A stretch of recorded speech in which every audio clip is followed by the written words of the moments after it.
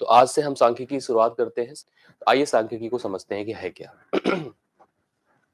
सांख्यिकी, पहली चीज देखिए, स्टैटिस्टिक्स कहा जाता है। कभी भी आपने देखा होगा कि मतलब आप जानते ही होंगे बेसिकली स्टैटिस्टिकल डिपार्टमेंट भी होता है, जैसे सांख्यिकी वाणिज्य जो मतलब बेसिकली कॉमर्स के अंडर आता है बेसिकली।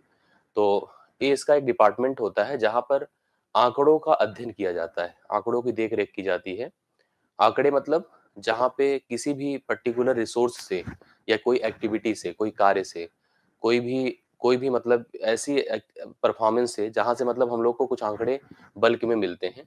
उन आंकड़ों की एनालिसिस, उनकी देख रेख, उनके बारे में अध्ययन करना, ये सांख्यिकी का कार्य है। सांख्यिकी को अगर एक्सप्लेन करूं तो हम लोग ऐसे कहते हैं कि it's a branch of a science. क्या कहा जाता है, ध्यान से देखिएगा, ये सब चीजें ध्यान रखिएगा आप लोग, जो है it's a branch of science. यह विज्ञान की शाखा है। It's a branch of science मतलब यह विज्ञान की शाखा है। लिखा लिखा गणित में पढ़ रहे हैं हम लोग, लेकिन है एक्चुअली यह विज्ञान की शाखा, ठीक है। Which is which is use to, अंग्रेजी में पूरी डिफिनेशन लिख रहा हूं, आपको मैं सब समझा दूंगा कि एक शब्द आप टेंशन मत लीजिएगा। Which is use to, first of all collecting, collecting मैं भी सब बताता हूं, टेंशन मत लीजिएगा। Classifying, collecting, representing, representing, classifying, classifying, analyzing, analyzing and interpreting, interpreting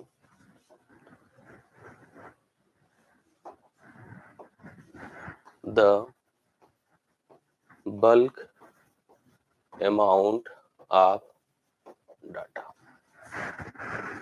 ठीक, ये डिफिनेशन मैंने लिखा सांख्यिकी की। क्या लिखा, it's a branch of a science which is use to collecting, representing, classifying, analysing, interpretating the bulk amount of data. मतलब ये इसकी डेफिनेशन है, और डेफिनेशन मैंने पूरी अंग्रेजी में लिखी है, इसलिए यार समझिए रहिएगा।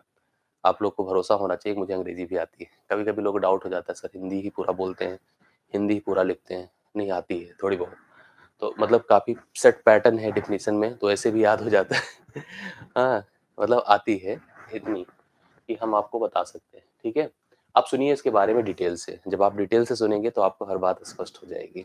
यस, मैंने कहा कि यह विज्ञान की शाखा है। ये क्या है, विज्ञान की शाखा है, विज्ञान की शाखा है जिसका यूज जो होता है कलेक्टिंग मतलब संग्रह करना, संग्रह करना, रिप्रेजेंटिंग मतलब प्रदर्शित करना, प्रदर्शित करना, क्लासिफाइंग मतलब वर्गीकृत करना, वर्गीकृत करना, एनालाइजिंग मतलब विश्लेषण करना, विश्लेषण करना, और इंटरप्रेटेटिंग मतलब होता है निष्कर्ष निकालना, निष्कर्ष निकालना। ठीक, ये 5 प्रकार के वर्क होते हैं जो कि सांख्यिकी के अंतर्गत आते हैं। मतलब यह ऐसी विज्ञान की शाखा है। हाँ, यह सही बात है। 5 मतलब यह ऐसी विज्ञान की शाखा है जिसका उपयोग संग्रह करना, प्रदर्शित करना, वर्गीकृत करना, विश्लेषित करना और निष्कर्ष निकालने तक पर आधारित होता है। अभी तक तो मतलब एकदम टेक्निकल भाषा में चीजें जा रही थी। मैं आपको इसको मतलब सरल शब्दों में समझाता हूँ कि इसका सब्सटेंस क्या होता है। जब आप सांख्यिकी पढ़िए तो आपके बारे में आपके इसके बारे में दिमाग में सारा कुछ इसका सेट पैटर्न रहेगी। मतलब एक्चुअली इसका उपयोग क्या है, कैसे यूज किया जाता है, क्यों यह अप्लाइड है, और क्या क्या इसके अंतर्गत हमको समझना है। अब क्योंकि पहली चीज तो आप इसको लेकर के थोड़ी सी कहानी सुनिए। हम लोग जैसे बहुत सारे ऐसे कार्य करते हैं जहाँ पे हमें एक ही कार्य के बदले बहुत बड़ी डेटा हमें प्राप्त होती है, बहुत बड़ा मतलब बल्क अमाउंट में इंफॉर्मेशन हमें प्राप्त होता है। मतलब हम आप रिकॉर्ड बेसिकली आप कलेक्ट करते हैं। जैसे कोई क्रिकेटर है, क्रिकेटर का स्कोर आप कलेक्ट करते हैं। क्रिकेटर ने परफॉर्म किया, अगर 10 साल का करियर था, उसने किस तरह से परफॉर्म किया। जैसे मान लीजिए कोई खिलाड़ी है, मतलब बड़े खिलाड़ी हैं जो क्रिकेट्स के रहे हैं, तो उन्होंने कैसे परफॉर्म किया, उनकी परफॉर्मेंस को अगर मुझे समझना है, हम कैसे समझ पाएंगे। उनकी परफॉर्मेंस को समझने के लिए हमें एक ऐसा साइंस चाहिए, एक ऐसी टेक्नोलॉजी चाहिए जो उनके रिकॉर्ड को प्रेजेंट कर सके और एक-एक रिकॉर्ड को प्रेज़ेंट करना संभव नहीं होता है। जैसे अगर आप एक किसी बड़े खिलाड़ी सचिन तेंदुलकर का नाम लीजिए, तो उन्होंने लगभग-लगभग 400 से ज़्यादा वनडे मैचेस खेले। अब अगर उनकी परफ़ॉर्मेंस के बारे में मुझे कोई डिस्कशन करना है या बताना है किसी को, तो उनकी 1 मैच, 2 मैच से उनकी परफ़ॉर्मेंस नहीं बताई जा सकती। उनकी परफ़ॉर्मेंस को अगर मुझे बताना है, तो ज़ाहिर-सी बात है कि हमें क्या करना पड़ेगा, उसके ऊपर एक स्टैटिस्टिक्स परफ़ॉर्म करनी होगी। मतलब कोई एक विज्ञान हमें अप्लाई करना होगा, एक साइंस अप्लाई करनी होगी, तब जाकर के उनकी परफ़ॉर्मेंस को हम समझ पाएँगे। बेसिकली ये चीज़ करी क्यों जाती है? क्योंकि हमें किसी एक पर्टिकुलर किसी एक कार्य के बदले कोई निर्णय लेना होता है। जैसे मान लो कोई स्कूल है, स्कूल में कई सारी क्लासेस हैं। एक ही क्लास की कई सारी जो है ब्रांचेस हैं, कई सारे सेक्शंस हैं बेसिकली। हमें देखना है कि कौन सेक्शन अच्छा कार्य कर रहा है, उसके बारे में हमें एक निर्णय लेना है। उसको हम किसी एक बेहतर लेवल पे हम उसको प्रेज़ेंट करना चाहते हैं अपनी क्लास को। तो हम इसको कैसे समझ पाएँ? हम एक-एक बच्चे के रिकॉर्ड को तो समझ नहीं सकते हैं। तो हम क्या करते हैं, एक टेस्ट करा देते हैं। और हमने जब टेस्ट किया तो सभी के अंकों को प्राप्त किया। अब अंक जो है अलग-अलग सेक्शन के अलग-अलग प्राप्त हुए। अब सेक्शन में भी बहुत सारे बच्चे हैं, 50-60 बच्चे हर बैचेस में, हर सेक्शन में। तो हम क्या करते हैं कि वहाँ से हर सेक्शन का हम एक वैल्यू ऐसी फाइंड कर लेते हैं, जो सेक्शन की परफॉर्मेंस को प्रदर्शित करता है। मतलब हम एक सिंगल वैल्यू निकालते हैं, जैसे एवरेज आपने पढ़ा होगा, तो एवरेज क्या करता है कि पूरे इन्फॉर्मेशन को एक सिंगल मान से प्रदर्शित करता है। पूरे डेटा को एक सिंगल वैल्यू से प्रेज़ेंट करता है। हम उसको देख कर के हम समझ जाते हैं कि इसका परफॉर्मेंस कैसा है। मान लो 50 नंबर का हमने टेस्ट लिया, 50 बच्चों ने टेस्ट दिया। मैंने देखा कि जो क्लास का एवरेज आया, वो क्लास का जो एवरेज आया 30 नंबर के ऊपर आ गया। तो मुझे समझ में आ गया क्लास का परफॉर्मेंस अच्छा है। अब उस 30 एवरेज आने का मतलब ये नहीं होता है कि 30 ही सबको मिला है। नहीं, किसी को 50 भी मिला होगा, किसी को 48, 45, 46 भी मिला होगा, लेकिन किसी को 10, 12 और 5 नंबर भी मिला होगा। मेरे कहने का अर्थ है कि हम लोग यहाँ पर किसी एक पर्टिकुलर, जैसे ज़रूरी नहीं कि यहाँ पर आप केवल क्लास का ही देखें, किसी क्रिकेटर का देखें, हर जगह पे, हर स्थिति में, जहाँ पर न्यूमेरिकल डेटा एक से ज़्यादा होते हैं, मतलब कई सारे होते हैं, वहाँ पे स्टैटिस्टिक्स अर्थात सांख्यिकी परफ़ॉर्म की जाती है। ये सैलरी के लिए परफ़ॉर्म की जाती है, आयु को ज्ञात करने के लिए परफ़ॉर्म की जाती है, भार को निकालने के लिए परफ़ॉर्म की जाती है, अंक के लिए, स्कोर के लिए, मतलब हर प्रकार की वह गतिविधि, जिस गतिविधि में डेटा हमारे पास एक सर्टेन बल्क अमाउंट में प्राप्त हो जाते हैं, वहाँ पर सांख्यिकी प्लान की जाती है, सांख्यिकी परफ़ॉर्म की जाती है। मतलब आप ऐसे समझ लो कि जब 1-2 डेटा कहीं पर मिले, मतलब 1-2 अंक मिलते, कोई खिलाड़ी 1-2 मैच ही खेलता, तो उसके ऊपर सांख्यिकी नहीं लगाई जाती। 2-3 बच्चे ही क्लास में होते, उनके ऊपर सांख्यिकी लगाने कोई अर्थ ही नहीं था। जब यह संख्या ज़्यादा होती है, जब ज़्यादा हमें इन्फॉर्मेशन रिकॉर्ड में हमारे पास आती हैं, डेटा वैल्यूज़ आती हैं, तो उस समय हमें सांख्यिकी हमारी मजबूरी बन जाती है और बिना सांख्यिकी लगाए हम उस विभाग को, उस कार्य को, उस एक्टिविटी को समझ ही नहीं पाते हैं। क्योंकि हमारे पास इतनी एफर्ट नहीं होती कि हम प्रत्येक व्यक्ति की इन्फॉर्मेशन को, प्रत्येक व्यक्ति के रिकॉर्ड को हम एक-एक करके रीड करें, और जब एक-एक करके रीड नहीं कर सकते हैं, तो उस समय हमें सांख्यिकी लगानी ही लगानी पड़ेगी। तो इसलिए सांख्यिकी को बताया गया है कि यह एक साइंस की ब्रांच है, यह विज्ञान की शाखा है, जिसका यूज़ क्या होता है, जिसका इसका इसका जो इसकी वर्किंग क्या होती है। मैंने कहा कलेक्टिंग, सबसे पहले, क्योंकि डेटा इतने सारे होते हैं। डेटा मतलब जैसे आप जनरली, आपको मान लो कोई सामान खरीदना ही है, मेरी बात को ध्यान सुनिएगा। आपको कोई एक सामान खरीदना है, आप सिंगल वैल्यू परचेज़ करनी है, आप अपने घर के यूज़ के लिए कोई सामान लेना चाहते हैं या अपने पर्सनल यूज़ के लिए कोई सामान लेना चाहते हैं। आज की दुनिया में आपको डेटा कलेक्ट करना आसान है।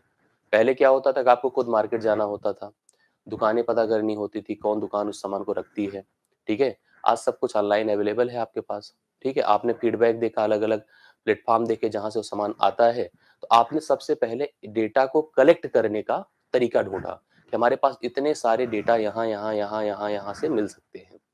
और डेटा कलेक्शन के कई मीडियम हैं। एक तो मैंने कहा कि ऑनलाइन आप रिव्यू कर लो, गूगल से, यूट्यूब से, अलग-अलग जो प्लेटफ़ॉर्म्स है जहाँ से आप डेटा कलेक्ट कर सकते हैं। न्यूज़पेपर से डेटा कलेक्ट कर सकते हैं, एडवर्टाइज़मेंट से डेटा कलेक्ट कर सकते हैं, टीवी नेट से कलेक्ट कर सकते हैं। किसी से माउथ रिप्रेजेंटेटिव, मतलब कोई हमें बताए उसके बारे में फीडबैक, तब हम डेटा कलेक्ट कर सकते हैं। तो सबसे पहला काम हमारा यही है कि हम डेटा कलेक्ट करें। जिस कार्य को आपको करना है, आपको ये आज एक शर्ट भी खरीदनी है, तब भी आप कोशिश करते हैं कि हम फ़िल्टर करें, हम चीज़ों को, मतलब हम गलत चीज़ ना खरीदें, हम अपने पैसे का गलत उपयोग ना करें। यह हमारी अपनी हमारी एक सोच है, और ये गलत नहीं है, सही है। तो हम सबसे पहले किसी कार्य को, किसी निर्णय पर जाने से पहले उस पूरे समूह से, मतलब जितना हमारी रीच हो सकती है, जो हमारी रेंज है, वहाँ से हम डेटा को क्या करते हैं, कलेक्ट करते हैं। हमें एक अच्छा खिलाड़ी चीज़ करना है, हमें एक खिलाड़ी को, मतलब सेलेक्ट करना है कि हमारी लीग में आकर के खेले, तो हम पूरा डेटा, मतलब जितने भी खिलाड़ी जो एनरोल्ड हैं, सारे खिलाड़ियों का कलेक्शन पहले करते हैं। कलेक्शन मतलब उनके रिकॉर्ड का कलेक्शन। कहीं से भी करते हैं, किसी रिसोर्स से करते हैं, किसी से पूछ कर करते हैं, खुद जाकर कलेक्ट करते हैं, पेपर से कलेक्ट करते हैं, टीवी से कलेक्ट करते हैं और तमाम सोशल साइट्स है, सोशल मीडिया से उससे कलेक्ट करते हैं। तो डेटा कलेक्ट करने के बहुत सारे तरीके हैं और डेटा को पहले आप कलेक्ट करते हैं। अब जब डेटा कलेक्ट हो जाता है, अच्छा डेटा के कलेक्ट करने के कई गलत मीडियम भी हैं, आपको पता है? आज की डेट में देखो, आज हम सब लोग जो है इतनी एडवांस टेक्नोलॉजी यूज़ करने लगे हैं कि हम सब सोचते हैं कि हम बहुत सिक्योर हैं, लेकिन हम वास्तव में हम सिक्योर नहीं है, बल्कि हम एकदम से ओपन है मार्केट में या दुनिया में। कैसे ओपन है आप समझ रहे हैं? आप आज की डेट में गूगल पे कोई एक मतलब कोई भी एक प्रोडक्ट आप सर्च करो कि आपको ये खरीदना है। मैं आपको बता दूं, आपकी ईमेल आईडी से लिंक्ड जितने भी सोशल के ग्रुप हैं, जैसे कि आपका फेसबुक है, आपका व्हाट्सएप है, आपका यूट्यूब है, आपका गूगल जो ईमेल आईडी जीमेल बना हुआ है, हर जगह पर उसके ऐड आने शुरू हो जाते हैं। मतलब आपने एक रिसर्च किया, एक सर्च किया और उस सर्च से देखिए कितने लोग लिंक्ड, मतलब वो बल्कि आप उनको नहीं ढूंढ रहे हैं, वो आपको ढूंढ ले रहे हैं। तो डेटा कलेक्ट करने की आपको जरूरत ही नहीं है, डेटा खुद आपके पास चल कर आ रहा है। आप फेसबुक स्क्रॉल करिए, कोई हेयर प्रोडक्ट दिख जाए कि बाल आपके घने काले कैसे हो जाएं, एक बार आप उस पर क्लिक कर दो, फिर देखिए बढ़ते जाइए, आपको बाल घने काले करने के तमाम सारे आपको लिंक मिलते चले जाएंगे। ये आपको दिख रहा होगा। तो मेरा ये कहना था कि ना, डेटा खुद आपके सामने चल कर आ रहा है और इतना आ रहा है कि उसको पहचान करना टफ हो पाता है। तो मेरा कहने का अर्थ है कि ऐसे कुछ भी आप सर्च कर लो, आप कुछ भी सर्च कर लो, आप फेवरेट अपने हीरो हीरोइन की एक बार सर्च कर लीजिए। रियलिटी है, आपको जैसे ही एक बार सर्च करिए, एक बार स्क्रॉल करिए उनके, उस पर अगर रुके तो फिर आप लगातार देखिए उन्हीं के बारे में, उन्हीं की चीजें जो है आपको दिखनी शुरू हो जाती है। मतलब इतना इतना तगड़ा उनका ट्रैक रिकॉर्ड है कि आपका कुछ छुपा नहीं है। यस, कुछ छुपा नहीं, सब कुछ मिलना शुरू हो जाता है। यस, आइए देखिए मैं जो बता रहा हूँ, तो मैंने कहा डेटा कलेक्ट करना सबसे पहला पार्ट है सांख्यिकी का। मतलब जो काम आप करना चाहते हैं उससे रिलेटेड पहले आप डेटा कलेक्ट करो। कलेक्शन के लिए मैंने कहा कि पहले टफ होता था, जैसे पहले आपको मान लो किसी यूनिवर्सिटी में एडमिशन लेना था 12th के बाद, आपको क्या करना है, आपने पहले निर्धारित किया कि मुझे बीटेक करना है, मुझे बीए करना है, बीएससी करना है। तो आपको जैसे कहाँ से करना है, इसके लिए आपने सबसे पहले अलग अलग जगहों पे आप एडवर्टीजमेंट भी उनके आते हैं, पेपर में आते हैं, ठीक है? वो लोग अपना मार्केटिंग भी करते हैं। हम भी उनके अलग-अलग रिसोर्सेज़ से अलग-अलग लेवल के हम अपनी कोर्स से अपनी रिक्वायरमेंट, अपनी रीच के हिसाब से हमने डेटा को कलेक्ट किया। जब कलेक्ट किया तो हमारे पास बहुत सारे डेटा मिल गए। जैसे मेरा देखिए मैंने आपको बताया ना कि एक नहीं मिलेगा, हज़ार मिलेगा। इतने सारे एक ही चीज़, एक ही तरह के सामान मिल जाएँगे, शैम्पू एक ही टाइप के, मतलब एक शैम्पू के कितने सारे ब्रांड मिल जाएँगे आपको जो है सोचना ही पड़ेगा। तो मतलब इतना सारा डेटा आपको मिल जाएगा कि आपको मतलब बड़ी प्रॉब्लम होगी। तो वो सब प्रेजेंटेशन तो आपके सामने हो गया, मतलब वो प्रेजेंटेड हो गया। जैसे आप ऐसे सोचो कि थोड़ा-सा आप दिमाग लगाइएगा। जैसे मान लो कि हम कह दें कि हमको, जैसे मान लो आप एक छोटे से एग्जांपल से शुरुआत करिए, तो ये सारे पॉइंट आपको समझ में आने शुरू हो जाएँगे। जैसे मान लो कि आपने 12th कंप्लीट कर लिया, आज थोड़ा-सा हम लोग चर्चा ही करते हैं और ये सब रिलेट कर जाएगा कोर्स पूरा आपका उसी से। जैसे मान लो आपने 12th कंप्लीट किया, आपको अब 12th के बाद बीटेक करना है या कोई ऐसा कोर्स करना है जो कि आपके काम आए।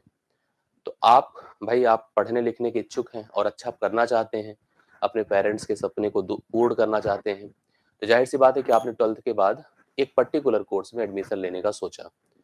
तो पेरेंट्स ने छूट दी कि भाई तुम कोर्स समझ लिए हो, तुम ढूंढ लो कि कहाँ तुम्हें एडमिशन लेना है। तो आपने फिर पूरी अपनी सर्कल लगा दी। सर्कल कैसे? दोस्तों से, मित्रों से, रिश्तेदारों से जो अच्छे पढ़े लिखे हैं, जो जान पहचान के हैं। जैसे आपको अगर मान लीजिए कुछ करना है तो आप मेरे से संपर्क रखते हैं, मुझे भी जानकारी है कोर्सेज़ के बारे में, आप मुझसे बात कर लो कि सर ऐसे करना है, क्या कराना है। अभी जैसे हम लोग के गाँव से, रिलेटिव से लोगों के फ़ोन आते हैं कि हमें हमारा बेटा 12th किया है, हमारा बेटा ग्रेजुएशन कर रहा है, हमें उसको क्या कराना चाहिए। तो ये सब रिसोर्स ही हैं डेटा के कलेक्शन के। तो डेटा के कलेक्शन के अलग-अलग रिसोर्स हैं। जैसे आपने 12th के बाद सोचा कि मुझे इस जगह पे, मुझे इस कोर्स को इसमें एडमिशन लेना है, तो आपने तमाम सारे रिसोर्सेज़ के माध्यम से बहुत सारी यूनिवर्सिटीज़, कॉलेज या उस कोर्स प्रोवाइड करने वाली एजेंसी का नाम आपने सर्च कर लिया। सर्च कर लिया मतलब आपके पास एक लंबी खासी, मतलब अच्छी खासी लिस्ट आपके सामने आ गई। अब आ तो गई, लेकिन निर्णय आपके हाथ में है नहीं, याद रखिएगा। एडमिशन आपके बस का नहीं है। एडमिशन कौन कराएगा? आपके पेरेंट्स कराएँगे। तो आपने कहा कि अब हम चल के अपने पेरेंट्स के सामने दिखाएँ। तो आपके पेरेंट्स हो सकता है पढ़े लिखे हों, हो सकता है कम पढ़े लिखे हों, हो सकता है बिल्कुल ना पढ़े लिखे हों। लेकिन जानकार हैं, जागरूक है, पेरेंट्स हैं, भाई वही सब कुछ है आपके। तो आपको उनके सामने उस डेटा को उनके हिसाब से प्रेजेंट करना है। अब आपका प्रेजेंटेशन कितना प्रभावी है, ये अब आप सोच लिए कि मुझे यहाँ पे जाना है, तो आप उस चीज को ऐसा प्रेजेंट करोगे। प्रेजेंटेशन के कई तरीके होते हैं। आप फिगर बना के प्रेजेंट कर देते हो, आप डायग्राम बना के प्रेजेंट कर देते हो, ठीक है, आप टेबल बना के प्रेजेंट कर देते हो, आप बोल के प्रेजेंट कर देते हो, गा के प्रेजेंट कर देते हो, थ्योरी लिख के प्रेजेंट कर देते हो। तो प्रेजेंटेशन के कई मीडियम है, मतलब किसी एक डेटा को जो आपने इतने सारे कलेक्ट किए हैं, उसका प्रेजेंटेशन कितना इफेक्टिव है, ये बहुत इंपॉर्टेंट होता है। मतलब हो सकता है कोई डेटा आपके लिए बहुत वैल्यूड था, लेकिन आपने उसको घर वालों के सामने ऐसा प्रेजेंट किया कि वह किसी काम का नहीं रह गया। मतलब पहली नजर में उनके सामने वो नेगेटिव हो गया। तो डेटा का प्रेजेंटेशन बहुत मायने रखता है। यस, अच्छे लोग हैं, अच्छे रिजल्ट वहां पे आए, तो मतलब मेरा कहने का मतलब है पन्ने पे आपने उसको कैसे प्रेजेंट किया है बहुत मायने रखता है, जिससे उनको वो चीजें समझ में आ जाए। जैसे मान लो आप आपकी जो मार्कशीट आपको मिलती है, आप सोचिए आपकी मार्कशीट कैसे मिलती है, बढ़िया सा लिस्ट ऐसे बनी होती है, कोर्स का नाम, आपका नाम, आपके पेरेंट्स का नाम, यहाँ पे सब्जेक्ट, यहाँ पे उनके internal mark, external mark, total, grand total, तो बढ़िया सा कॉलम टेबल बना के लिखा रहता है। अगर मान लो वही मार्कशीट आपको एक पन्ने पे लिखकर ऐसे आ जाती, एक पूरा एक पैराग्राफ की तरह, तो आपको कुछ समझ में आता कि कौन से में कितना नंबर मिला, कौन से में कितना नंबर, तो प्रेजेंटेशन वो बेकार हो जाता। लेकिन ये प्रेजेंटेशन जो आपको टेबल के माध्यम से लिख करके दिया है, वो प्रेजेंटेशन आपका अच्छा है। जैसे मान लो मैं पढ़ाते समय हर चीज को ऐसे बोलकर, हर चीज को ऐसे इधर उधर लिख कर, बोर्ड पे ऐसे इधर उधर करके मैं दे दूं, तो प्रेजेंटेशन अच्छा माना जाएगा? नहीं। मुझे आपके सामने चीजों को प्रेजेंट करना है, तो आपके रीच के अकॉर्डिंग प्रेजेंट करना है, कि जैसे कि आप उसको समझ पाओ, पहचान कर सको, समझ जाओ, मतलब आपके लेवल की वो चीजें हों, आपके अकॉर्डिंग वो चीजें हों। तो हम लोग कोशिश करते हैं, जब हम आपको पढ़ाते हैं तो यही कोशिश करते हैं कि हम आपके सामने चीजों को अच्छे से प्रेजेंट करें। जैसे कोई चीज बोलकर अगर बताई जाती है, जैसे मैं आपको कोई चीज बोल के बताऊं, इससे बढ़िया डेमो दिखा करके समझाऊं, फिगर दिखा करके समझाओ, तो ज्यादा आपको समझ में आएगा। हम लोग कहानियां सुनने की बजाय मूवी देखना पसंद करते हैं, क्योंकि मूवी में सब कुछ विजुअल होता है, ज्यादा अच्छा प्रेजेंटेशन माना जाता है। ठीक है, इसलिए वर्बल की बजाय लिखित प्रेजेंटेशन ज्यादा अच्छा माना जाता है। इस प्रेजेंटेशन दूसरा पार्ट है, जिसमें आपने अपने घर वालों के सामने तमाम यूनिवर्सिटीज के नाम प्रेजेंट कर दिए, प्रेजेंट कर दिया, घर वालों ने भी देख लिया, अच्छे से समझ लिया। अब प्रेजेंटेशन में भी क्लासिफिकेशन की आवश्यकता होती है, वर्गीकरण की। मतलब किस चीज को हमें दिखाना है। जैसे हम एक यूनिवर्सिटी लिखेंगे, ए शहर का नाम, इससे रिलेटेड ये फला फला फला फला यूनिवर्सिटी है, तो जब प्रेजेंटेशन होता है उस समय क्लासिफिकेशन उसके साथ अटैच हो जाता है, मतलब वर्गीकरण जिसको कहते हैं। ठीक है, आपने चीजों को वर्गीकृत कर दिया। मतलब जैसे आप बता दिए कि ये इतनी फीस वाले यूनिवर्सिटीज हैं, ये इतनी फीस वाले यूनिवर्सिटीज है, यह इस रेंज का है, इतने रिजल्ट देने वाली यूनिवर्सिटीज है। तो इस तरह से आपने चीजों को क्लासिफाई करके वर्गीकृत कर दिया। जैसे हम कभी जब आपको क्वाड्रिलेटरल पढ़ाए, तो हमने क्लासिफाई किया कि वर्गीकरण इसका इस प्रकार से हो जाता है। ठीक है, त्रिभुज बताया तो इसका दो प्रकार से क्लासिफिकेशन हो सकता है, वर्गीकरण दो प्रकार से हो सकता है। जब इन चीजों को आपके पेरेंट्स ने क्लासिफिकेशन के बिहाफ पर समझा, तो समझने के बाद उन्होंने कहा अब रुक जाओ, मैं अपना निर्णय लेता हूँ, मैं अपनी थोड़ा सा मैं समझूं अपनी इन चीजों को। तो उन्होंने आपसे एक दिन का समय मांगा, मतलब एनालाइज किया उन्होंने। अब एनालाइज में उनको क्या एनालाइज करना है पता है? पहली एनालिसिस एनालिसिस होगी आपकी सिक्योरिटी, कि आपको अगर वह दूर भेजेंगे तो क्या आप वहां पे सिक्योर हो, क्या वो शहर अच्छा है, क्या वह यूनिवर्सिटी अच्छी है, अंत में आएगा। लेकिन सबसे पहले आपकी वो सिक्योरिटी देखेंगे, फिर अपनी सिक्योरिटी देखेंगे, क्या वह भुगतान कर सकते हैं। भाई ये भी तो मायने रखता है, क्या वह एफोर्डेबल, मतलब एफोर्डेबल उनके लिए है कि वह पैसा पेमेंट कर सकते हैं, उतनी फीस जमा कर सकते हैं, उतने बड़े शहर में आपको रख करके पढ़ा सकते हैं, उनकी क्षमता है कि नहीं है। तो दोनों चीजें देखेंगे, आपकी सिक्योरिटी देखेंगे, अपनी सिक्योरिटी देखेंगे। और सबसे बड़ी बात कि यहाँ पर वह सही सही कॉलेज तब अंत में आते हैं, समझ रहे हैं? वह कॉलेज कैसा परफॉर्म करता है, नहीं करता है, क्या रिजल्ट आता है, क्या होती है, ये सब एनालिसिस वो लोग कर लेते हैं। ठीक, जब एनालिसिस के बाद वह किसी इस कंक्लूजन पर पहुंचेंगे, तो जाकर के एक निर्णय लेकर के आपको वहां भेज देंगे या रोक देंगे, दोनों बातें हो गई। तो मेरे कहने का अर्थ है, ये जितना कुछ डन हुआ, ये जितनी भी एक्टिविटी हुई, ये सारी एक्टिविटी किसके अंडर हो रही बताइए? सांख्यिकी के अंतर्गत हो रही है। तो कभी आपके यहाँ एक प्रश्न आ जाए, इनमें से कौन सांख्यिकी का एक भाग है, तो पांचों सांख्यिकी के एक भाग है। इनमें से हो सकता है दो तीन बिंदु अलग अलग करके लिख कर दिखाए। सांख्यिकी के भाग के अंतर्गत पहला पार्ट क्या होता है? कलेक्शन होता है, प्रेजेंटेशन होता है, क्लासिफिकेशन होता है, एनालिसिस होती है, फिर निर्णय पर नहीं पहुंचा जाता है। बातें समझ पा रहे हैं? यह सांख्यिकी का अपना एक सिस्टम है। लेकिन सांख्यिकी ने इन सारी एक्टिविटी को किसके लिए परफॉर्म किया बताइए? बल्क अमाउंट ऑफ डेटा के लिए परफॉर्म किया। बातें समझ रहे हैं? तो हमारा जो अगला शब्द बनकर सामने आ रहा है वो है डेटा। डेटा, डेटा को आप लोग क्या कह सकते हैं? डेटा क्या है बताएं थोड़ा सा। डेटा एक प्रकार का आंकड़ा है, एक मान है जो रा होता है। रा मतलब ऐसा जो कि पका नहीं, जैसे सब्जी खरीद के लाके रख दीजिए, ठीक है, तो पकी नहीं है तो रा डेटा है वो। तो पका लेंगे तो प्रॉपर हो जाएगी। तो डेटा मतलब एक रिकॉर्ड है जो हम लोग यहाँ पर कहीं से कलेक्ट करते हैं। डेटा एक रिकॉर्ड है जो पर्टिकुलर किसके लिए है, जो आपका काम है उसके लिए है। और इसको हम लोग क्या करते हैं बताइए, हम एक इस डेटा को कलेक्ट करते हैं, इस रिकॉर्ड को कलेक्ट किया जाता है। लेकिन ध्यान रखिएगा डेटा जो होगा ऑलवेज ऐसे देखा जाए दो प्रकार का होता है। डेटा देखा जाए तो दो प्रकार का होता है। एक होता है क्वांटिटेटिव, क्वांटिटेटिव, और एक होता है क्वालिटेटिव। एक होता है क्वांटिटेटिव, दूसरा होता है क्वालिटेटिव। क्वांटिटेटिव मतलब जिसमें संख्यात्मक चीजें होती हैं, मतलब संख्यात्मक चीजें होती हैं, और इसमें गुणवत्तापूर्ण चीजें होती हैं, गुणवत्तापूर्ण।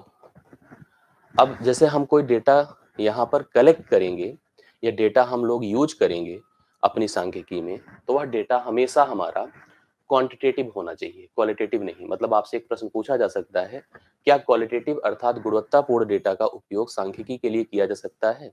तो आप कह दो कि सर नहीं किया जा सकता है। किसको किया जा सकता है? क्वांटिटेटिव डेटा का ही उपयोग सांख्यिकी के लिए किया जा सकता है। क्वांटिटेटिव मतलब देखिए, आय, ठीक है, आयु, अंक, अंक, आय, भार, ठीक, रन, ये सब जो डेटा होते हैं वो क्वांटिटी बेस होते हैं। मतलब जो न्यूमेरिकल डेटा होते हैं, जैसे आय है, आयु है, भार है, हाँ, अंक है, स्कोर है, मतलब ये सब डेटा जो होते हैं, ये सब डेटा जो होते हैं वो सब क्या होते हैं? क्वांटिटेटिव डेटा होते हैं। मतलब इनका उपयोग आप करेंगे सांख्यिकी के लिए। अब अगला शब्द आता है कि सर ये क्या होता है? ये ऐसे डेटा होते हैं जिनका उपयोग सांख्यिकी के लिए नहीं किया जाता है। याद रखिएगा, ये पूछा जाता है प्रश्न आपका। कैसे बताइए? जैसे गुणवत्तापूर्ण डेटा किसको कहते हैं? ऐसा डेटा, जैसे मान लो मैं आपसे कहूँ कि भैया जितने लोग बैठे हैं यहाँ पर एक समारोह में हम सब पहुंच जाए मान लो, हमने कहा जितने ईमानदार लोग हैं इनको थोड़ा इस लाइन पे बैठा दो। इस ग्रुप में 50 लोग मान लो हम लोग खड़े हो गए, वहां से कमांड आया कि 50 में जितने ईमानदार लोग हैं उनको यहाँ बैठा दीजिए। अब क्या होगा बताओ? मार हो जाएगी। क्या हो जाएगी? मार। कैसे? कौन ईमानदार है कौन बेईमान है इसका कोई मेजरमेंट स्केल है क्या कि ऐसे लगा दो तो ईमानदार है, ऐसे लगा दो तो बेईमान है? हर व्यक्ति ईमानदार है यार अपने लिए। हर व्यक्ति ईमानदार है, कोई बेईमान होता है क्या? नहीं। तो ईमानदार ढूंढना, ठीक है। या मैंने कहा कि ऐसा है जितने इसमें सुंदर लोग हैं उनको एक तरफ बैठा दो। हाँ, जितने सुंदर लोग हैं उनको एक तरफ बैठा दो। सुंदर मतलब महिलाएं और हैंडसम मतलब पुरुष, तो इनको एक तरफ बैठा दो। अब हर व्यक्ति अपने लिए सुंदर होता है, ठीक है, हर व्यक्ति अपने लिए सुंदर होता है। कोई अपने को कम जो है सलमान खान से कम नहीं मानता है। तो सब अपने लिए हैंडसम होते हैं और सब जो है अपने लिए हीरोइन होती है। तो इसमें कोई दिक्कत की बात नहीं, सब अपने में सुंदर है। तो ऐसे भी हम कैटेगरी नहीं निर्धारित कर सकते हैं। यस, जैसे कोई कह दे मीठा, हाँ, तीखा, काला, गोरा, ये सब भेदभाव नहीं होता है यहाँ पे। तो इसलिए जो है सांख्यिकी की बात करेंगे सांख्यिकी की बात करेंगे तो सांख्यिकी कहता है भैया हम भेदभाव नहीं करते, हम बहुत अच्छे लोग हैं, हम ऐसे डेटा का उपयोग ही नहीं करते। तो जहां पर इस प्रकार के डेटा आएंगे, जहां पर काला, गोरा, अच्छा, बुरा, मीठा, तीखा, हाँ, बेईमान, ईमानदार, ये सब बातें आती है उस सांख्यिकी में। तो कहने का मतलब होता है सांख्यिकी केवल क्वांटिटेटिव डेटा पे ही काम करती है, क्वालिटेटिव डेटा पे काम नहीं करती है। मेरी बातें आप समझ रहे हैं कि नहीं? आगे चला जाए। यह जो डेटा होता है बेसिकली जो कलेक्ट किया जाता है वो सेट में कलेक्ट किया जाता है, समुच्चय में। और बीटेक में एक मैथ होती है, एक टॉपिक होता है फजी सेट। अगर आप चेक करिएगा तो आपको पता चलेगा। फजी सेट, फजी सेट इस पर भी काम करता है जिस पर मैं आपको बात कर रहा हूँ। एक फजी सेट सर्च करिएगा, फजी सेट उस पर भी काम करता है। वह एक मेजरमेंट स्केल लगाता है, मतलब एक फैक्टर बनाता है, उस फैक्टर के आधार पर डिसाइड करता है कि यहाँ पर हम इसको भी इस कैटेगरी में रख सकते हैं, इसको इस कैटेगरी में नहीं रख सकते। जैसे चाय पी रहे हैं तो फीकी चाय लोग पीते हैं, और कुछ लोग बिना चीनी की पीते हैं, और कुछ लोग ठीक-ठाक मीठी पीते हैं। जब आप होटल में जाते हैं बड़े, तो वहाँ चाय बन के नहीं आती है, दूध, पानी सब अलग-अलग करके रख दिया जाता है, चीनी भी रख दिया जाता है, आप डाल लो अपने हिसाब से। कोई 1 चम्मच डालता है, कोई स्मार्ट लोग अरे नहीं, I never use the a sugar, मतलब कहते नहीं यूज़ करता हूँ, या आई यूज़ द लेस शुगर। तो कहते हैं आधे चम्मच चीनी डाल दो। हम जब बैठते हैं फिर 2 चम्मच, रवि सर बैठते हैं साथ में, कहते हैं ढाई चम्मच मेरे में, 3, इससे कम नहीं। हाँ। तो एक एक एक हम लोग और मँगा लेते हैं। यस। तो कहने का मतलब ये है कि हम लोग फजी सेट का भी एक सिस्टम समझते हैं, लेकिन इसकी हमें ज़रूरत नहीं होती है। तो ये कहने का अर्थ है कि हम लोग जो है इसको, मतलब यहाँ पे ऐसे मैंने लिख दिया, हालाँकि इसकी कोई ज़रूरत आप लोगों को नहीं है, इसकी कोई नीड नहीं है। चलिए, आगे बढ़ता हूँ मैं। तो मैंने आपको ये बताया कि डेटा हमेशा क्या होता है, क्वांटिटेटिव होता है, जिसको सांख्यिकी के अंतर्गत उपयोग में लाया जाता है। अब ये जो डेटा आपको मिलते हैं, इसके बारे में अगली बात यहाँ पर समझिए। क्षमा जी ने जैसे बताया था कि सर डेटा ग्रुप्ड भी होते हैं, अनग्रुप्ड होते हैं, वो अलग बात है क्षमा जी। डेटा ग्रुप्ड और अनग्रुप्ड का मतलब होता है कि जो आपको डेटा मिले, वो असेंडिंग में रखा जाए, डिसेंडिंग में रखा जाए, वो ग्रुप्ड अनग्रुप्ड की कहानी बताता है। अभी डेटा को आप कलेक्ट करो, चाहे अंक हो, चाहे भार हो, चाहे मान हो, जो भी हो आप कलेक्ट करो। फिर हम आपको बताते डेटा का उपयोग होता कैसे है, समझते जाइएगा। तो बात अब यहाँ पर डेटा की आ रही, तो थोड़ा दिमाग में रखिएगा। ये डेटा जो हमको मिलेंगे, ये जो डेटा हमको मिलेंगे, ये मैं आपकी इंफॉर्मेशन के लिए बता दूं, हमको 3 प्रकार के मिलेंगे। हमको क्या मिलेंगे? 3 प्रकार के। क्योंकि हम कलेक्ट करेंगे, जो कलेक्टेड डेटा हमारा है, कलेक्टेड डाटा जो हमारा है वो 3 प्रकार का हमको प्राप्त होगा। एक डेटा हमको प्राप्त होगा इंडिविजुअल, अभी हिंदी मत पूछिएगा, मैं बता दूंगा सारा। फिर दूसरा होगा डिस्क्रीट, और फिर होगा कंटिन्यूअस। ठीक, एकल डेटा प्राप्त होता है, मतलब एक एक डेटा। फिर डिस्क्रीट मतलब होता है विथ फ्रीक्वेंसी, मतलब बारंबारता के साथ, विथ फ्रीक्वेंसी अर्थात बारंबारता के साथ, बारंबारता के साथ। और तीसरा डेटा सतत। तो 3 प्रकार का डेटा, तीनों प्रकार के डेटा को थोड़ा समझिए कि ये डेटा हमें मिलते कैसे हैं। अब देखिए जैसे होता क्या, इन तीनों की कहानी थोड़ा समझिए। जैसे मान लो कि स्कूल है, एक स्कूल में एक टेस्ट हम करा रहे हैं, क्लास है, स्कूल में एक कोई क्लास है, सही लिखा है स्पेलिंग में, हाँ, एक कोई क्लास है, और उस क्लास में कुल मिला के 5 बच्चे हैं। क्या है? 5 बच्चे हैं। मैंने कहा कि इनकी एक टेस्ट कराओ, इनके बाद इनका एक टेस्ट कराया गया आउट ऑफ 5, 5 में ही एक टेस्ट कराया गया। 5 बच्चे थे, 5 में ही एक, मतलब 5 नंबर का मैंने क्वेश्चन दे दिया, एक एक नंबर के 5 क्वेश्चन, और मैंने कहा टेस्ट करा लो इनका। जब टेस्ट हुआ, तो जिस दिन टेस्ट हुआ बेचारे सब बच्चे देने आए टेस्ट। पहले का नाम ए था, दूसरे का नाम बी था, तीसरे का नाम सी था, डी था, ई था। ये 5 बच्चे थे, इनके नाम थे, ठीक है, और इन्होंने जो अंक प्राप्त किए वो आया मार्क्स। अब बताइए नंबर कितना मिल सकता है?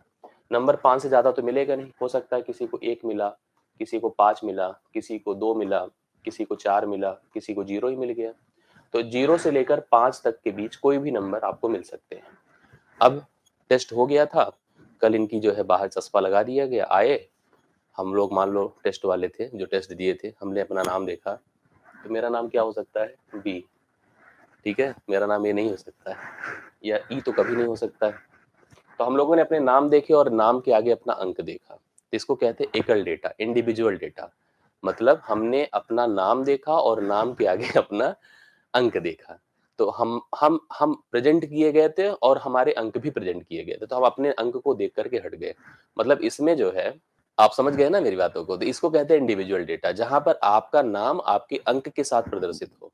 मतलब डेटा में कोई कंफ्यूजन नहीं है, अंक में, मान में कोई कंफ्यूजन नहीं, आप देख करके अपने आप को निर्धारित कर सकते हैं कि हम यही है, जिसे कहते हैं इंडिविजुअल डेटा। बट ये प्रॉब्लम थोड़ी सी हो गई अगली बार, अब ध्यान से देखिएगा तो आपको सब क्लियर हो जाएगा। अगली बार ये प्रॉब्लम हो गई, ये जो टेस्ट हुआ वो आउट ऑफ 50 हो गया। जो टेस्ट था आउट ऑफ, क्या सॉरी, नहीं, यही टेस्ट जो हुआ था वो फार 5 की जगह 50 बच्चों का हो गया। मतलब जो बच्चे थे उनकी संख्या बढ़ करके 50 हो गई। ऐसी क्लास थी जहां पर 50 बच्चे थे, अब उनका टेस्ट हो गया, आउट ऑफ 5 ही है, मतलब 5 में ही हुआ है, but out of out of 5 ही हुआ बट 50 बच्चों का हो गया।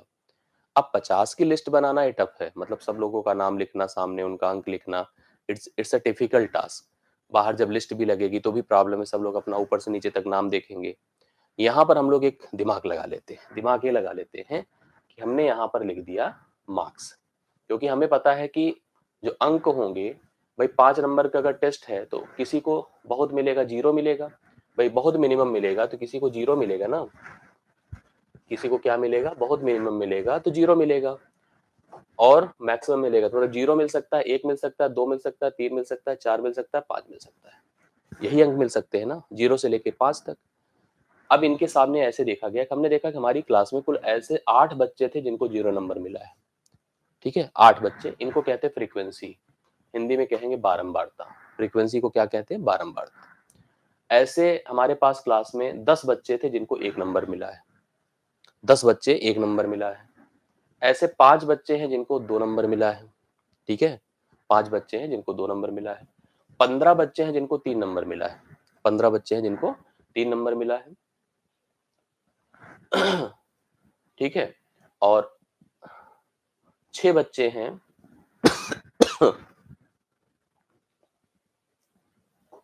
हाँ,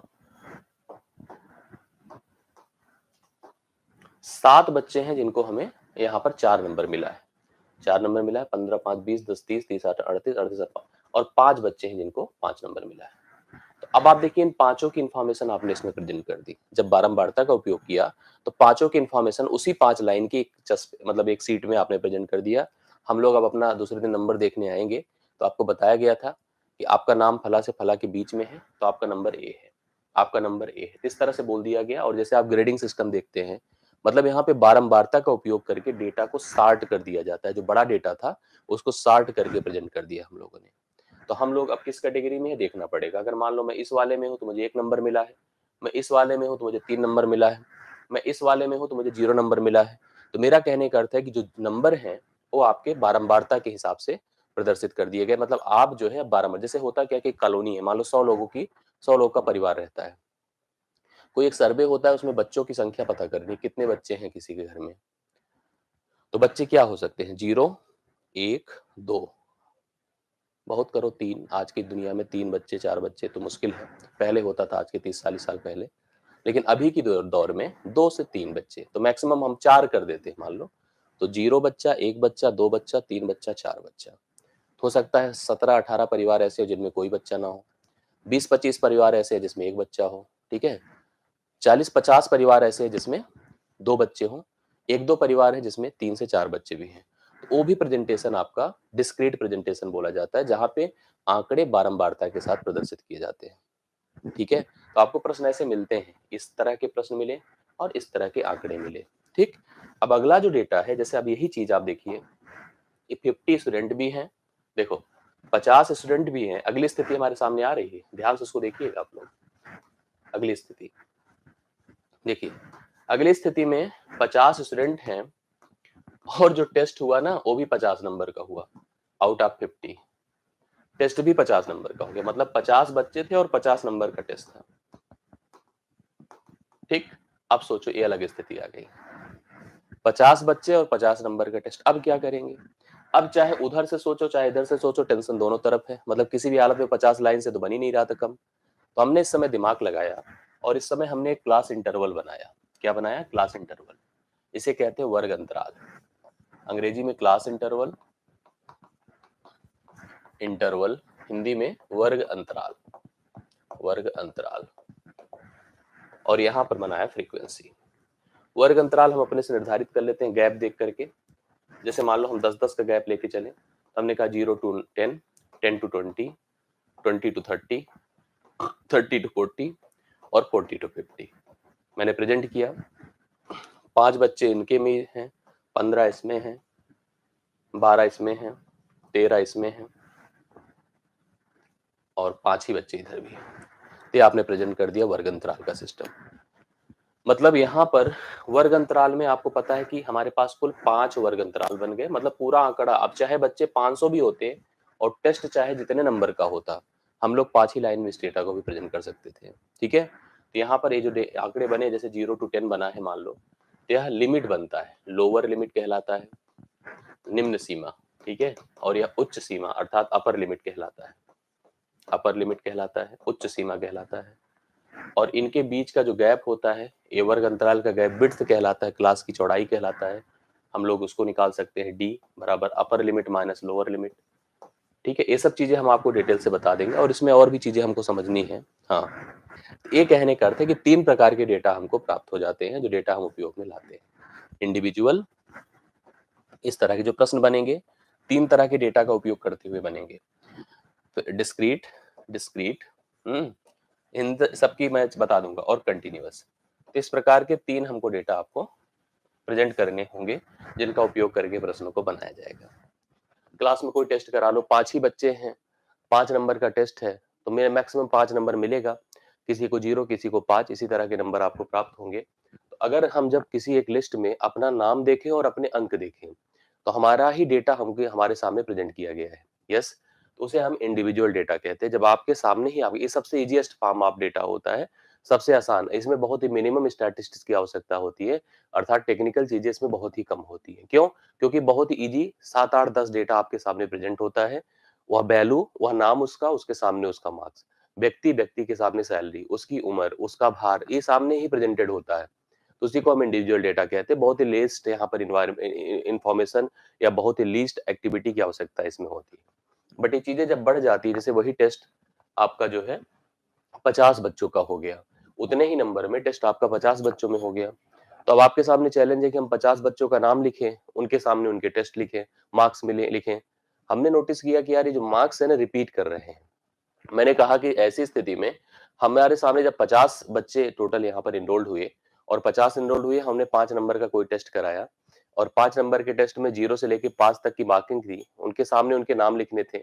मतलब एक तरह से ऐसे सोचिए 50 का 50 का नाम लिख दिया जाए और लिख करके उनके अंक उनके सामने प्रेजेंट किए जाए। तो इसमें हमने एक चीज नोटिस करी कि जो अंक है ना, वो कॉमन होता जा रहा है। 2-2 नंबर कई लोगों को मिल गया, 5-5 नंबर कई लोगों को मिल गया। यस, तो अभी दूसरी चीज हमारे सामने, मतलब इस समय भी चैलेंज आया कि यार हम 50 लिस्ट बनाए, लिस्ट में 50 लोग का नाम लिखे, इससे बढ़िया है कि अगर हम फ्रीक्वेंसी का उपयोग कर लें, जिसे हम मतलब बारंबारता कहते हैं। बेसिकली मैं बारंबारता आपको समझाता हूँ।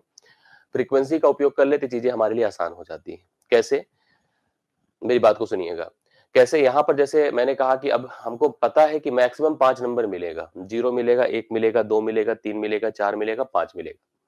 इतने ही 5 नंबर तक बच्चों को अंक प्राप्त होंगे। अब 50 नहीं 500 बच्चे हों, आप लिखिए 0 नंबर पाने वाले कितने बच्चे हैं, 1 नंबर पाने वाले कितने हैं, 2 पाने वाले कितने हैं। So this is called the frequency. इसी को हिंदी में हम बारंबारता कहते हैं। इसी को क्या कहते हैं? बारंबारता कहते हैं। अभी मैं बारंबारता और स्पष्ट आपको कर दूंगा। अभी भी चैलेंज है कि अगर मान लो, जैसे अभी तो नंबर 5 नंबर पे था, मान लो नंबर भी 50 का हो गया और बच्चे भी 50 हैं या बच्चे 500 हैं, तब समस्या है हमारे सामने। यस, अब हम लोग क्या करेंगे, जैसे हम इस समय क्लास इंटरवल का उपयोग करेंगे, मतलब इसको वर्ग अंतराल कहते हैं। हम वर्ग अंतराल का उपयोग करेंगे, मतलब एक गैप अपने हिसाब से फिक्स करेंगे, 10 का, 20 का, 50 का, 100 का, जैसा डेटा दिया हो, और उसके सामने उसकी बारंबारता हम प्रेजेंट करते चले जाएंगे। इस प्रकार से हमारे सामने कंटिन्यूअस का कॉन्सेप्ट जनरेट होता है।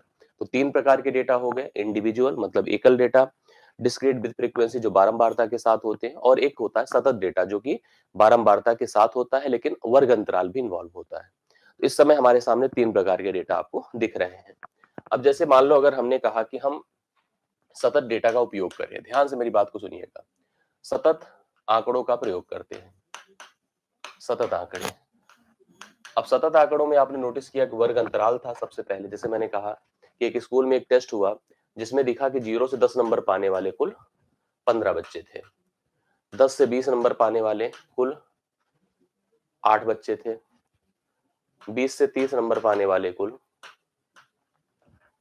20 से 3 पाने वाले कुल 17 थे, 30 से 40 नंबर पाने वाले कुल 30 से 40 पाने वाले कुल 10 बच्चे थे, और 40 से 50 पाने वाले कुल मान लो यहाँ पर 5 बच्चे थे। इस तरह से हमारे पास एक डेटा, एक आंकड़ा आपके सामने प्रेजेंट किया गया। अब आप ध्यान से देखिएगा, इसको हम कहते हैं वर्ग अंतराल। हिंदी में वर्ग अंतराल कहते हैं, ऐसे क्लास इंटरवल करके लिखा रहता है। देखिए अंग्रेजी में इसको लिखा जाता है class interval, class interval, Hindi में वर्ग अंतराल। वर्ग अंतराल, सुनते जाइएगा। वर्ग अंतराल, इसको हम कहते हैं फ्रीक्वेंसी। फ्रीक्वेंसी, फ्रीक्वेंसी का अर्थ होता है बारंबारता, बारंबारता। अब जैसे हमारे पास जो आंकड़े हैं आप नोटिस करिए, मान लो हमने लिखा कि यहाँ पर 0 से 10, 10 से 20, 20 से 30, 30 से 40, इस तरह के हमारे पास आंकड़े प्रेजेंट किए गए। अब कोई आंकड़ा उठाइए, सपोज करिए 0 से 10, तो 0 से 10 क्या है आप बताइए? 0 से 10 एक वर्ग अंतराल है, जिसमें 0 जो है लोअर लिमिट है भाई, क्योंकि इसमें एक सीमा लिमिट बनाई जाती है कि 0 से 10 नंबर पाने वाले सब बच्चे इस समूह में रहे, 10 से 20 पाने वाले इस समूह में, 20 से 30 पाने वाले इस समूह में रहे। इसको आप लोअर लिमिट कहेंगे, अर्थात निम्न सीमा कहेंगे, निम्न सीमा। और इसी तरह से अपर लिमिट है, ठीक है, अपर लिमिट है, इसको आप उच्च सीमा कहेंगे, उच्च सीमा। क्लास की बिड्थ एक होती है, क्लास बिड्थ, जैसे क्लास का मतलब बिड्थ आप कह सकते हैं, क्लास बिड्थ इसको हिंदी में कहिए, क्लास बिड्थ अर्थात क्लास की चौड़ाई कह सकते हैं, क्लास की रेंज कह सकते हैं, ठीक है।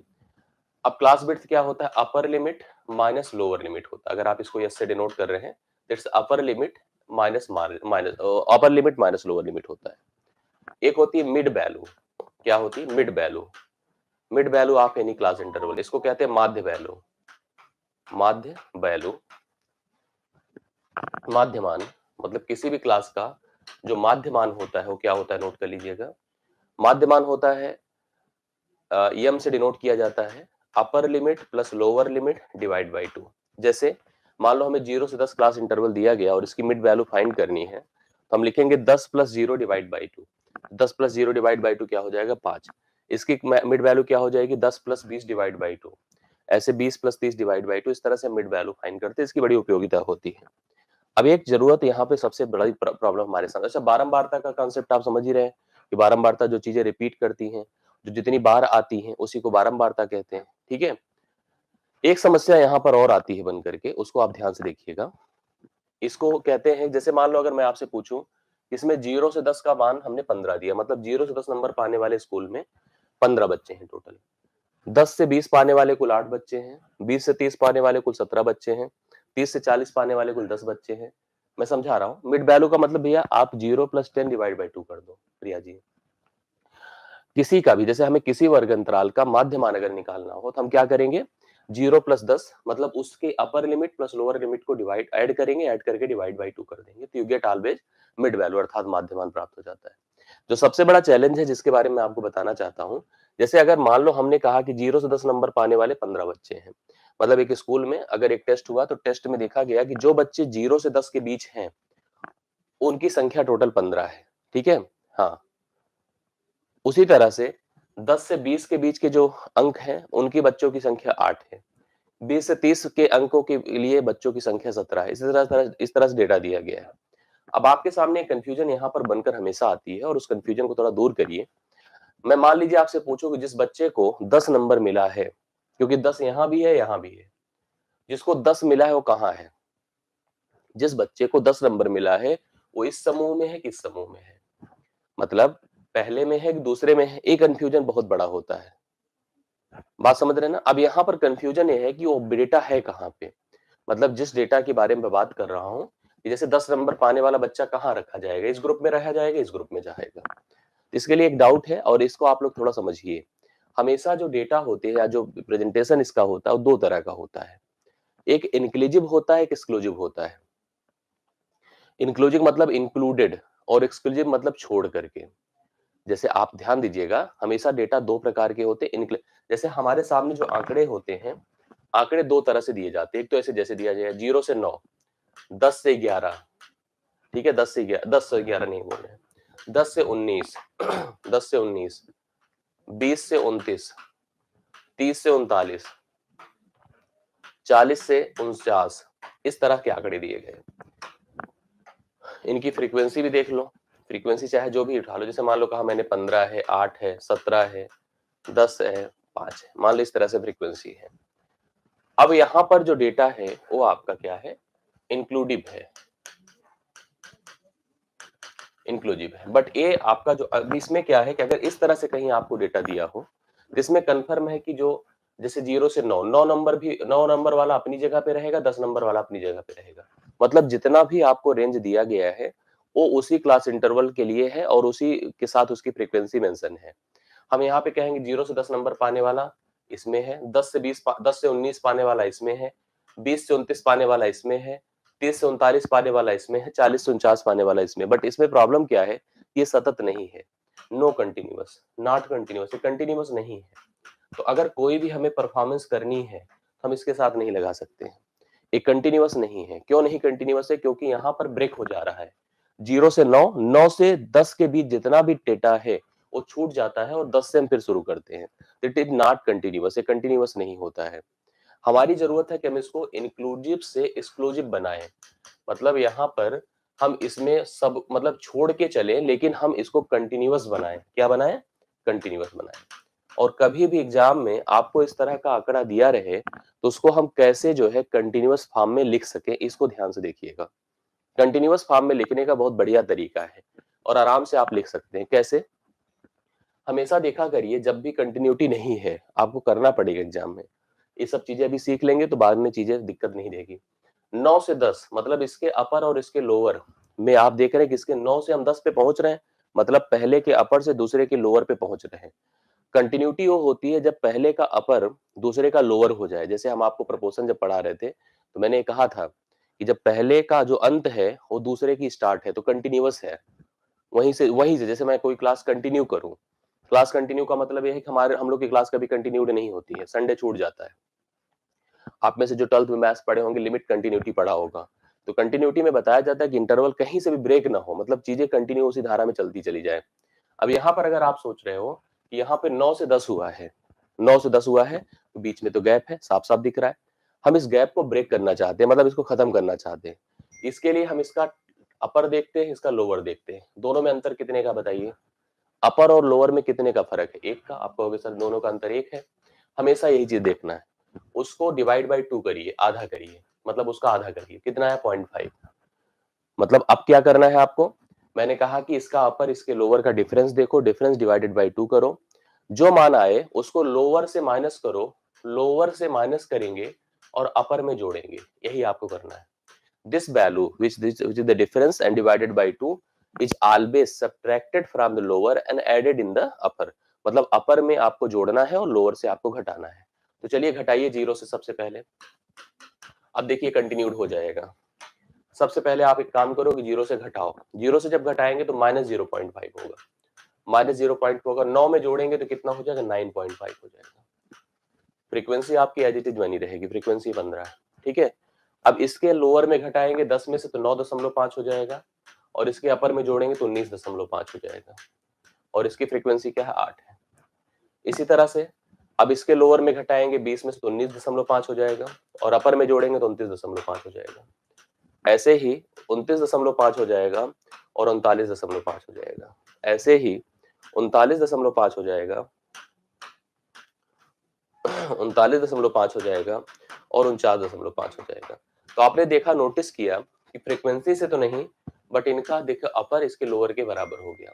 अब आंकड़े, ये आपको बहुत इंपॉर्टेंट चीज मैं बता रहा हूँ, इसका उपयोग बहुत होता है कि हमेशा आपको ध्यान देना है, कभी भी अगर डेटा हमारा नॉट इन कंटिन्यूअस फॉर्म होता है तो वी नीड टू अपर और लोअर का डिफरेंस देखा। हर जगह पे अपर और लोअर का डिफरेंस एक दिख रहा था। डिवाइडेड बाई 2 करो, जितना डिफरेंस रहेगा, अगर 10 का रहेगा तो डिवाइडेड बाई 2, 100 का रहेगा तो डिवाइडेड बाई 2। जितना डिफरेंस अपर और लोअर में रहेगा अंतराल के, उसको डिवाइड बाई 2 करो आप।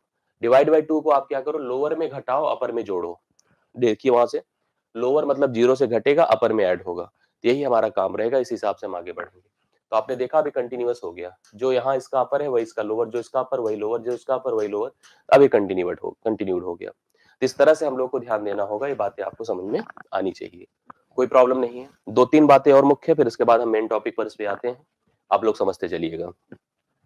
एक चीज पूछी जाती है बार बार, रेंज। क्या पूछी जाती है? रेंज। रेंज को हिंदी में हम कहते हैं परास। क्या कहते हैं? परास। परास हमेशा किसी भी आंकड़े का हाईएस्ट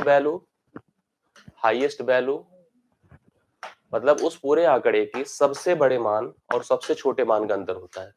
सबसे बड़े, हम अंतराल की बात केवल नहीं कर रहे हैं, सबसे अक्सर पूछ लिया जाता है सबसे बड़े और सबसे छोटे मान का अंतर होता है। कौन? परास। परास क्या भाई? सबसे बड़े और सबसे छोटे मान का अंतर है।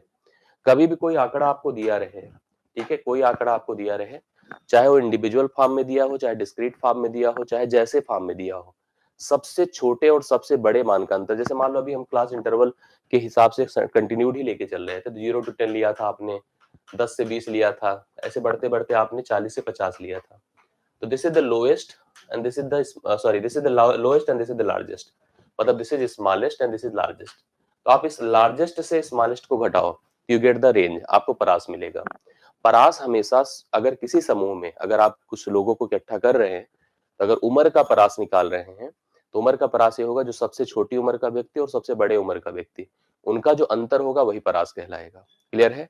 मान लीजिए मेरा एक समूह है जिसमें कुछ बच्चे से लेकर कुछ व्यक्तियों को इकट्ठा किया गया, उनकी आयु देखिए ऐसे दिया गया है, 10 साल, 15 साल, 8 साल, 7 साल, 9 साल, 12 साल, 15 साल, 22 साल, 35 साल, 40 साल, 13 साल, 20 साल, इस तरह की देखिए उम्र दी गई। मुझसे पूछा गया कि भैया इनका परास बता दो, इनका रेंज बताओ। रेंज क्या है? सबसे उम्र ज्यादा किसकी है? सबसे ज्यादा उम्र यहाँ पर 40 साल वाले की है, और सबसे कम उम्र किसकी बताओ? 7 साल की है। तो 40 से 7 घटाएंगे, 33 इसका क्या हो जाएगा? रेंज हो जाएगा 33। सबसे मिनिमम उम्र 37 है, तो 33 इसका क्या हो जाएगा? रेंज है। तो परास आपने देखा कि हाईएस्ट माइनस लोएस्ट होता है, और यही परास कहलाता है। क्लियर हो गई बातें? चलिए, जिसके बारे में हम सबसे मुख्य पढ़ रहे हैं फ्रीक्वेंसी, वो भी समझ लीजिए आप लोग। फ्रीक्वेंसी को आप बारंबारता कहते हैं। क्या कहते हैं? बारंबारता। जो बार बार आए उसी को बारंबारता कहते हैं, जो बार बार आए उसी को बारंबारता कहते हैं। अब बार बार आने का मतलब ये है कि जैसे हमने कहा कि एक समूह है, जैसे कोई एक ऐसा आंकड़ा जिसके लिए आप पूरे समूह को निर्धारित कर रहे हैं, जो कि मतलब सिलेक्टेड हो। जैसे हमने कहा था कि एक सोसाइटी में अगर आप बच्चों की संख्या ढूंढिए कि प्रत्येक परिवार में कुल कितने बच्चे हैं, तो बच्चों की संख्या एक लेवल तक ही हो सकती है ना, मतलब 2 से 3 बच्चे ही हो सकते हैं, 4 मैक्सिमम, इससे ज्यादा बच्चे नहीं होते। आज के समय तो 2 से ज्यादा नहीं होते। तो कहने का सेंस है कि अगर हम बारंबारता देखेंगे, जैसे 100 लोगों का अगर समूह है, 100 लोगों की कॉलोनी है, या 100 लोग की सोसाइटी है, 100 परिवारों की, तो उसमें अगर हमने बच्चों की संख्या निकाली, तो हमको पता है कि कुछ देर बाद रिपीट करना शुरू कर जाएगा, कॉमन होना शुरू हो जाएगा। या मान लो अगर हमारा एक समूह है, जैसे 100-200 लोग हम इकट्ठा हो गए, और हमने कहा सबके बर्थडे बताओ क्या है। बर्थडे मतलब जन्मदिन, दिन की बात मैं कर रहा हूँ, डेटा पूरे बर्थ की बात नहीं कर रहा हूँ, मैं जन्मदिन की बात कर रहा हूँ, किस दिन आप पैदा हुए थे।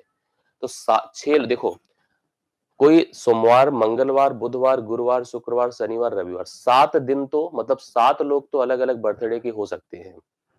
7 के बाद रिपीट होना शुरू हो जाएगा। फिर 10-15 लोग संडे वाले हैं, 20-25 लोग मंडे वाले हैं, 25 से 30 लोग ट्यूसडे वाले हैं, इस तरह से होना शुरू हो जाएगा। समझ रहे? इसी को कहते हैं बारंबारता, उसी को कहते हैं रिपीटिशन। समझ रहे हैं मेरी बात को? तो अगर हम किसी भी ऐसे समूह में जाएं जहां पे कोई चीज कॉमन की तरह काम करती है, जो सबके लिए एप्लीकेबल होती है, तो वह चीज कितनी बार रिपीट होती है, यही उसकी फ्रीक्वेंसी अर्थात बारंबारता कहलाती है। ये आपसे डिनोट कर देते हैं। जैसे मैंने कहा कि कोई समूह 100 लोगों का था, बर्थडे का देख रहा था, मैंने देखा संडे वाले दिन वो समूह के 10 लोग पैदा हुए थे, मंडे वाले दिन उस समूह में 15 लोग पैदा हुए थे, ट्यूसडे वाले दिन उस समूह में 25 लोग पैदा हुए थे, वेंसडे वाले दिन उस समूह में 5 ही लोग पैदा हुए थे। तो इस प्रकार से समूह के सभी दिनों के लिए हम लोग लोगों की संख्या पता कर रहे हैं कि कितने दिन, मतलब किस दिन कितने लोग पैदा हुए थे। ये होता है बारंबारता।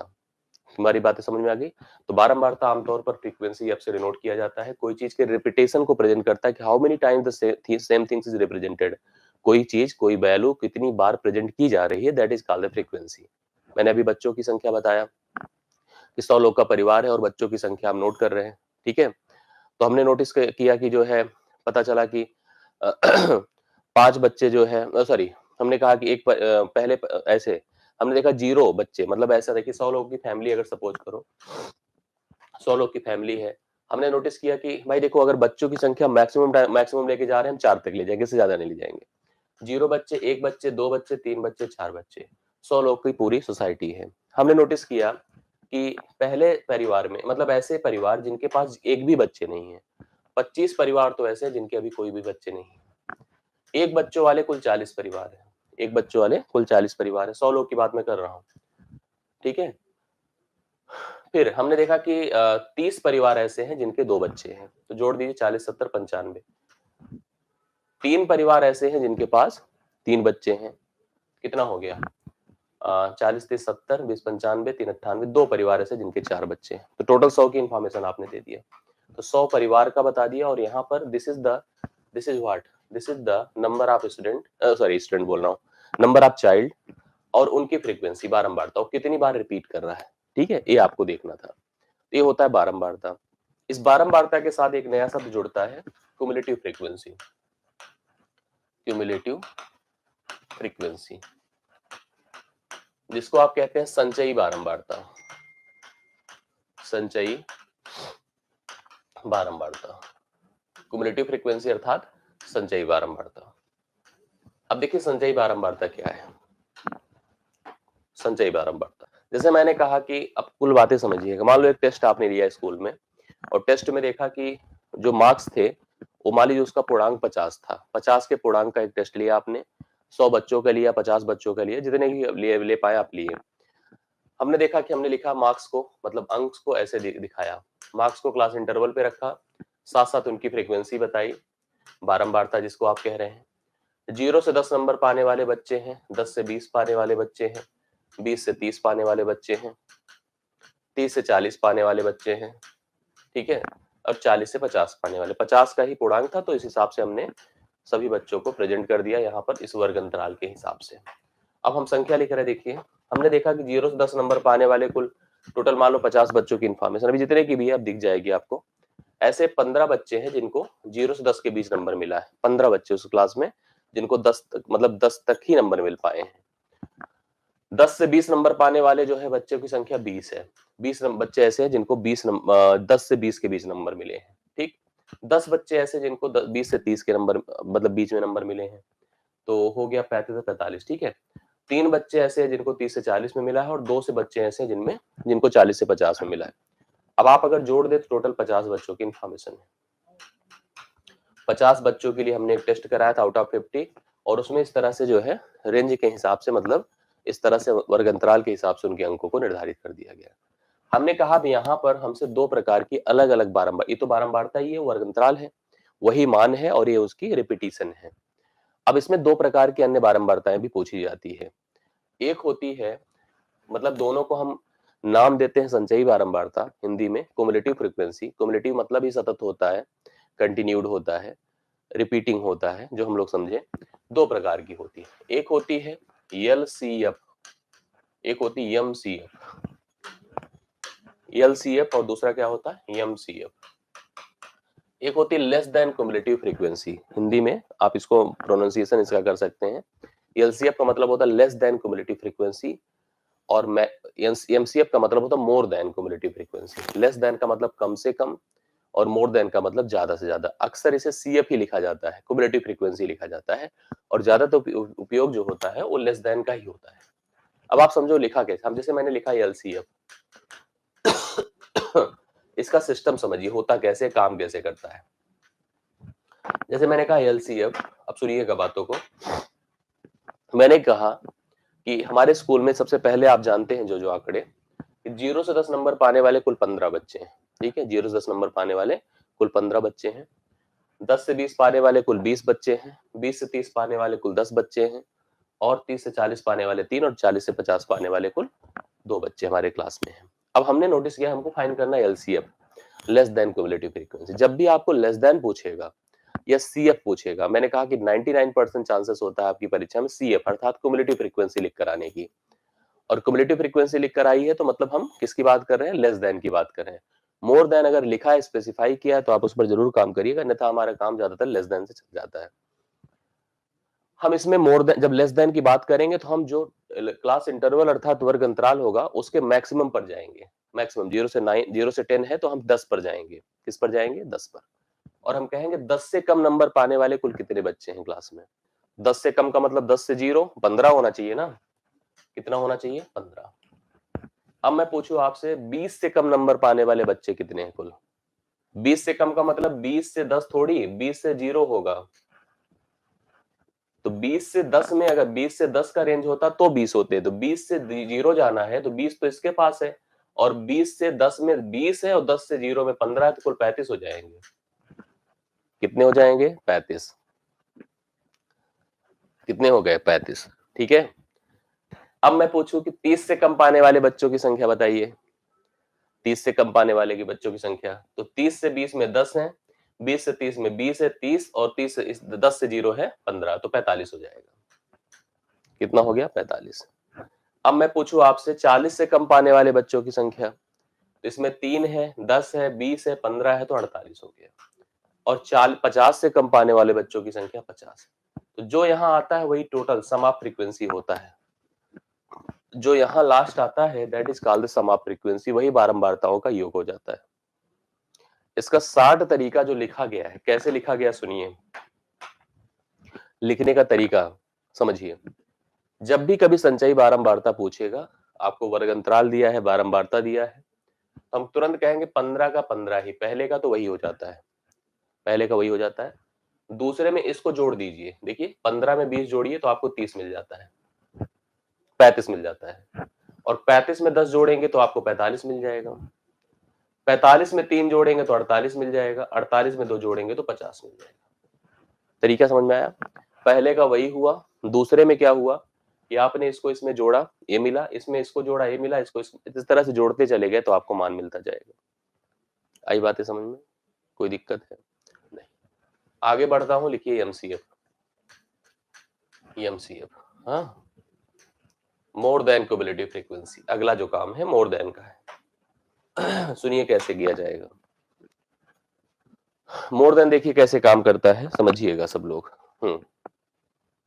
सबसे पहले मोर देन को ध्यान से देखिए।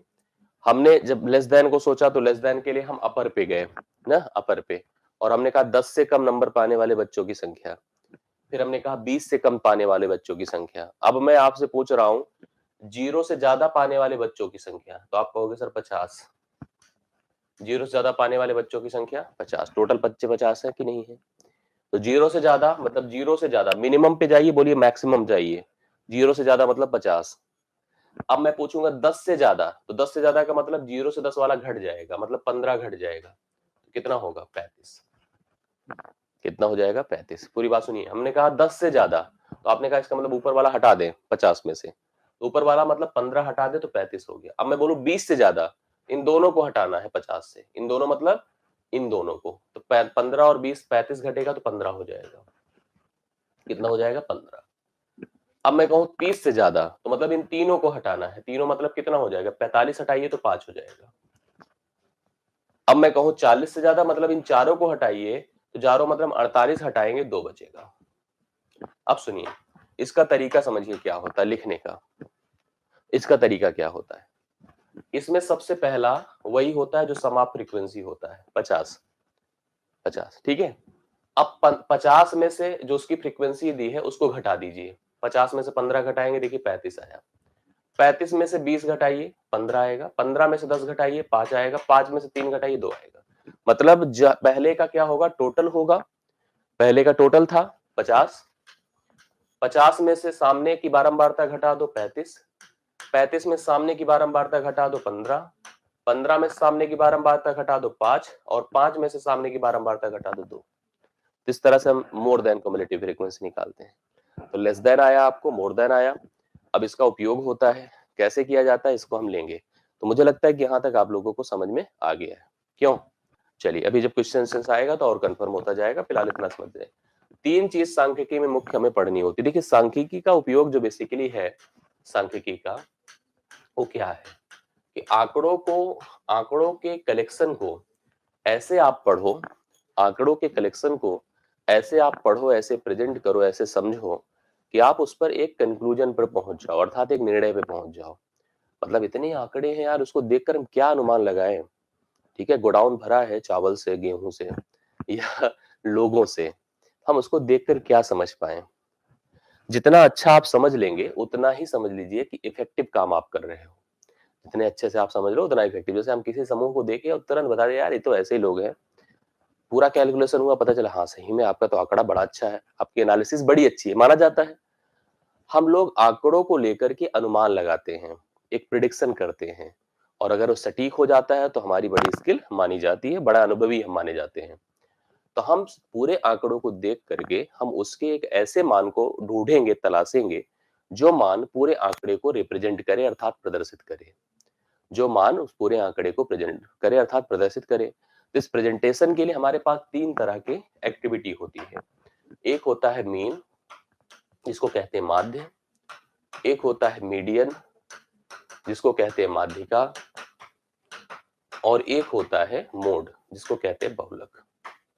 यही तीन चीजें आपको अब पढ़नी है। हालांकि इसके अंतर्गत कई बातें मैं आपको बताऊंगा जो आपको डिफरेंट लगेगी, इसके फार्मूले आपको समझने हैं।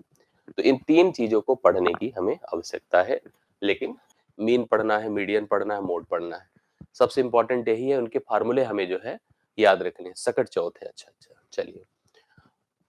तो अभी आपको क्या करना है, पहले थोड़ा सा एक एक मैं प्रश्न स्टार्ट करता हूँ। एक क्वेश्चन, जैसे मैंने आपको बारंबारता बताया, एक संचयी बारंबारता भी मैंने आपको समझाया। मैं संचयी बारंबारता पे एक ऐसा प्रश्न आता है आमतौर पर, वो आप लोग थोड़ा प्रश्न क्या वो कनेक्टेड रहता है, वो बहुत इंपॉर्टेंट होता है। अब मैं आपको समझाता हूँ, सुनिएगा, तब तक मैं इधर वर्किंग कराता हूँ। और इस सेशन में मैं आपको बताऊंगा कि कैसे मीन निकाला जाएगा, कैसे मीडियन निकाला जाएगा, कैसे मोड कैलकुलेट किया जाएगा। चलिए आइए आप लोग थोड़ा समझते हैं। जैसे कल हम लोगों ने एक टॉपिक पढ़ा था, क्युमुलेटिव फ्रीक्वेंसी, संचयी बारंबारता।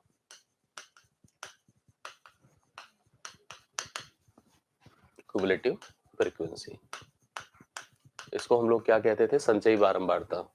अब इस संचयी बारंबारता में एक स्थिति ऐसी होती है जो अक्सर आपको जो है प्रश्न रिलेट कराएगी। मतलब आप ऐसी सिचुएशन में रहेंगे जहां से आपको इस वर्किंग को करना ही करना पड़ेगा। एक सेकंड, आप सुनिए। जैसे मान लीजिए हमारे सामने एक स्थिति आई कि आपको दिया क्लास इंटरवल, वर्ग अंतराल, ठीक है, और दिया हमें सी एफ, नॉट एफ। हमें सी एफ दिया है, मतलब ए दिया है लेस देन फ्रीक्वेंसी, मतलब कम से कम लोग, ऐसे शब्द लिख देता है वो, कम से कम। जैसे इसमें लिखा जाएगा कि 0 से 10, 10 से 20, 20 से 30। ये बहुत कंफ्यूजन का विषय होता है, बहुत बार ऐसे चैलेंजेस आते हैं जहां पे हम लोग फंस जाते हैं, और आप लोग के यहाँ आता है 1-2 नंबर का। तो आपको दिया है, जैसे इसमें लिखा है कम से कम, जैसे कम से कम अंक पाने वाले लोग, लेस देन कम्युलेटिव फ्रीक्वेंसी है तो कम से कम, ऐसे कुछ करके दिया हुआ है। और इसके मान दिए हैं, जैसे यहाँ पर दिया है मान लीजिए 8, यहाँ दिया है 15, यहाँ दिया है 25, यहाँ दिया है 37, और यहाँ दिया है 50। अब मान लीजिए आपको यहीं पर देखिए, जैसे अगर कोई वर्किंग करनी है तो वर्किंग के लिए बारंबारता इंपॉर्टेंट होती है। अभी बारंबारता नहीं है, मतलब यहाँ पर हम लोग क्लास वो इंटरवल देख रहे हैं, वर्ग अंतराल देख रहे हैं, और संचयी बारंबारता देख रहे हैं। अगर हम लोग यहाँ पर जो है संचयी बारंबारता के स्थान पर बारंबारता निकालना चाहें तो कैसे निकलेगा। जैसे आप लोगों को मैंने कल पढ़ाया था, आप लोगों ने डिस्कस किया था, देखा था कि अगर हमारे पास कभी, जैसे अब मैं आपको समझाऊं, ध्यान से देखिएगा, क्लास इंटरवल हो और फ्रीक्वेंसी हो। क्लास इंटरवल मान लीजिए आपकी 0 to 10 है, ठीक है, 10 to 20 है, 20 to 30 है, 30 to 40 है, 30 to 40 है। इधर अब थोड़ी सी बातों को समझिएगा। हाँ, यहाँ पर मैंने कहा कि जैसे हमको कभी वर्ग अंतराल दिया हो, संचयी बारंबारता दिया हो, आपसे फ्रीक्वेंसी की उम्मीद कर रहा है, अर्थात बारंबारता की उम्मीद कर रहा है। क्या आप इस बारंबारता को ज्ञात कर सकते हैं? उसको समझने की कोशिश करिए। इसको समझाने के लिए मैं आपको कल की क्लास याद करा रहा हूँ। कल हम लोगों ने कुछ इस तरह की स्थिति देखी थी कि हमारे पास वर्ग अंतराल था, फ्रीक्वेंसी थी। मान लीजिए फ्रीक्वेंसी F1 है, F2 है, F3 है, F4 है और F5 है। तो आपका जो CF बनकर आया था, LCF, जिसको बेसिकली मैंने कहा था 95% यही उपयोग में आएगा। ये MCF बहुत रेयर उपयोग में आता है, बहुत कम उपयोग में आता है, मोर देन जो क्युमुलेटिव फ्रीक्वेंसी मैंने पढ़ाया था। अब इसको कैसे लिखाया गया था, मैंने कहा इसको तो एज इट इज लिख देना चाहिए। फिर इसमें इसको ऐड कर देंगे तो F1 प्लस F2 हो जाएगा।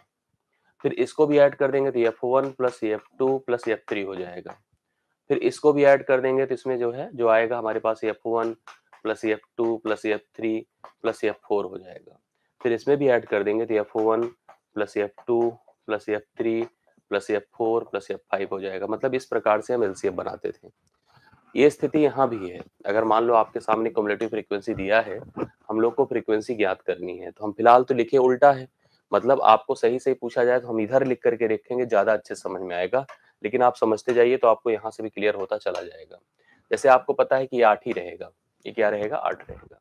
अभी मत सोचिएगा इधर एफ लिखा है उधर सी एफ, नहीं एफ मान लो इधर है, एफ मान लो इधर है, तो आपको पता है कि इसमें इसमें अब जैसे यहाँ पर आप नोटिस करिए, जैसे सी एफ देखो एज इट इज वही है कि नहीं है, बिल्कुल। अब फिर हम लोग क्या करते हैं कि इसको ले जाते हैं सी एफ को अगली फ्रीक्वेंसी में ऐड करते हैं, यहाँ पे ऐड करते हैं तब जाके प्राप्त होता है, मतलब ये क्या हो जाएगा 7 हो जाएगा। अब देखो लिखने को अगर मैं ऐसे लिख करके दिखाऊं तो आपको ज्यादा समझ में आ जाएगा उसके हिसाब से, क्योंकि हमको दिया तो ऐसे ही जाएगा एग्जाम में ना, हम समझते हैं प्रॉब्लम आएगी आपके साथ। अगर देखो नोटिस करो, हाँ, अगर नोटिस करो तो आपके सामने देखिए स्थिति 8, 15, 25 और 27 है। मान लीजिए यह सी एफ है और यहाँ पर कहीं एफ है, ए एफ है, ए। अब सोचिए कैसे निकलेगा, तो आप कहोगे कि सर ये तो 8 ही होगा, और 8 में क्या जोड़ दे 15, तो आप कहोगे 7 में। 15 में क्या जोड़ दे कि 25, तो आप कहोगे सर 10 होगा। 25 में क्या जोड़ दे 27, तो कहोगे सर 12 होगा। 12 में क्या जोड़ दे 37, तो आप कहोगे 13 होगा। तो फ्रीक्वेंसीज देखिए कैसी बनकर आ रही है, 8 बनेगा, 7 बनेगा, 10 बनेगा, 12 बनेगा और 13 बनेगा। बात समझ में आ रही है? तो यहाँ पर आपको थोड़ा ध्यान देने की आवश्यकता है कि हमको कभी एलसीएफ दिया हो और हम प्रॉपर फ्रीक्वेंसी पता करना चाहते हैं तो निकाल सकते हैं। जैसा मैं बता रहा हूँ, प्लीज इस तरह की स्थितियां आपके सामने आती हैं तो आपको ये ध्यान में रखना है। जैसे मान लो फिर से मैं एक स्थिति आपके सामने दूं, मैंने कहा 0 to 5 है, 5 to 10 है, 10 to 15 है, 15 to 20 है, 15 to 20 है, 20 to 25 है, और देखो यहाँ पर हमको सी एफ दिया है, ये तो क्लास इंटरवल है और ये सी एफ दिया है। हमसे कोई एफ पूछेगा, फ्रीक्वेंसी पूछ लेगा और आपको कैलकुलेट करना पड़ेगा। बीच में पूछ लिया जैसे कोई मान, मान लो अगर इसने हमको दिया कि 8 है, या कुछ और ले लेते हैं, हमने कहा 2 है, 5 है, ठीक है, 2 है, 5 है, 15 है, 20 है और 22 है। अब आप इसको कैसे कैलकुलेट, अगर मान लो यहाँ पर एफ निकालना है हम लोगों को फ्रीक्वेंसी, तो अब फिर वही चीज है कि आप उल्टा मत सोचने लगिएगा कि यहाँ पे ले जाके उधर जोड़ते चले जाएंगे। जो आपका इधर वाला भाग है ना, यहाँ रख करके दिया है, भाई परीक्षा में तो ऐसे ही देगा ना, आपको फ्रीक्वेंसी पे काम करना है, किसी अननोन को निकालना होगा, तो निकाला कैसे जाएगा, सुनिए, ये तो एज इट इज होगा, 2 ही रहेगा ना, ये 2 ही रहेगा।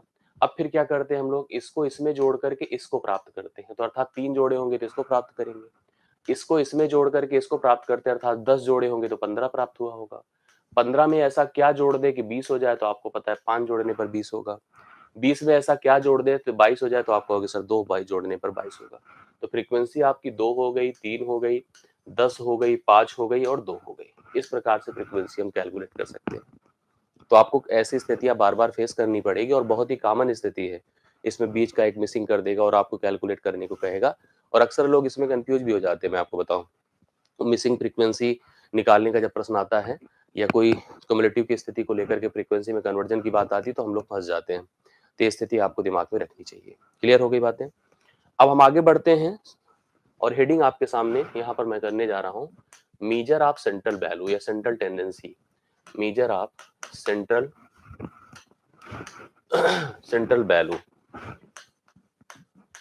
सेंट्रल वैल्यू अर्थात केंद्रीय मान को ज्ञात करना, केंद्रीय मान को ज्ञात करना।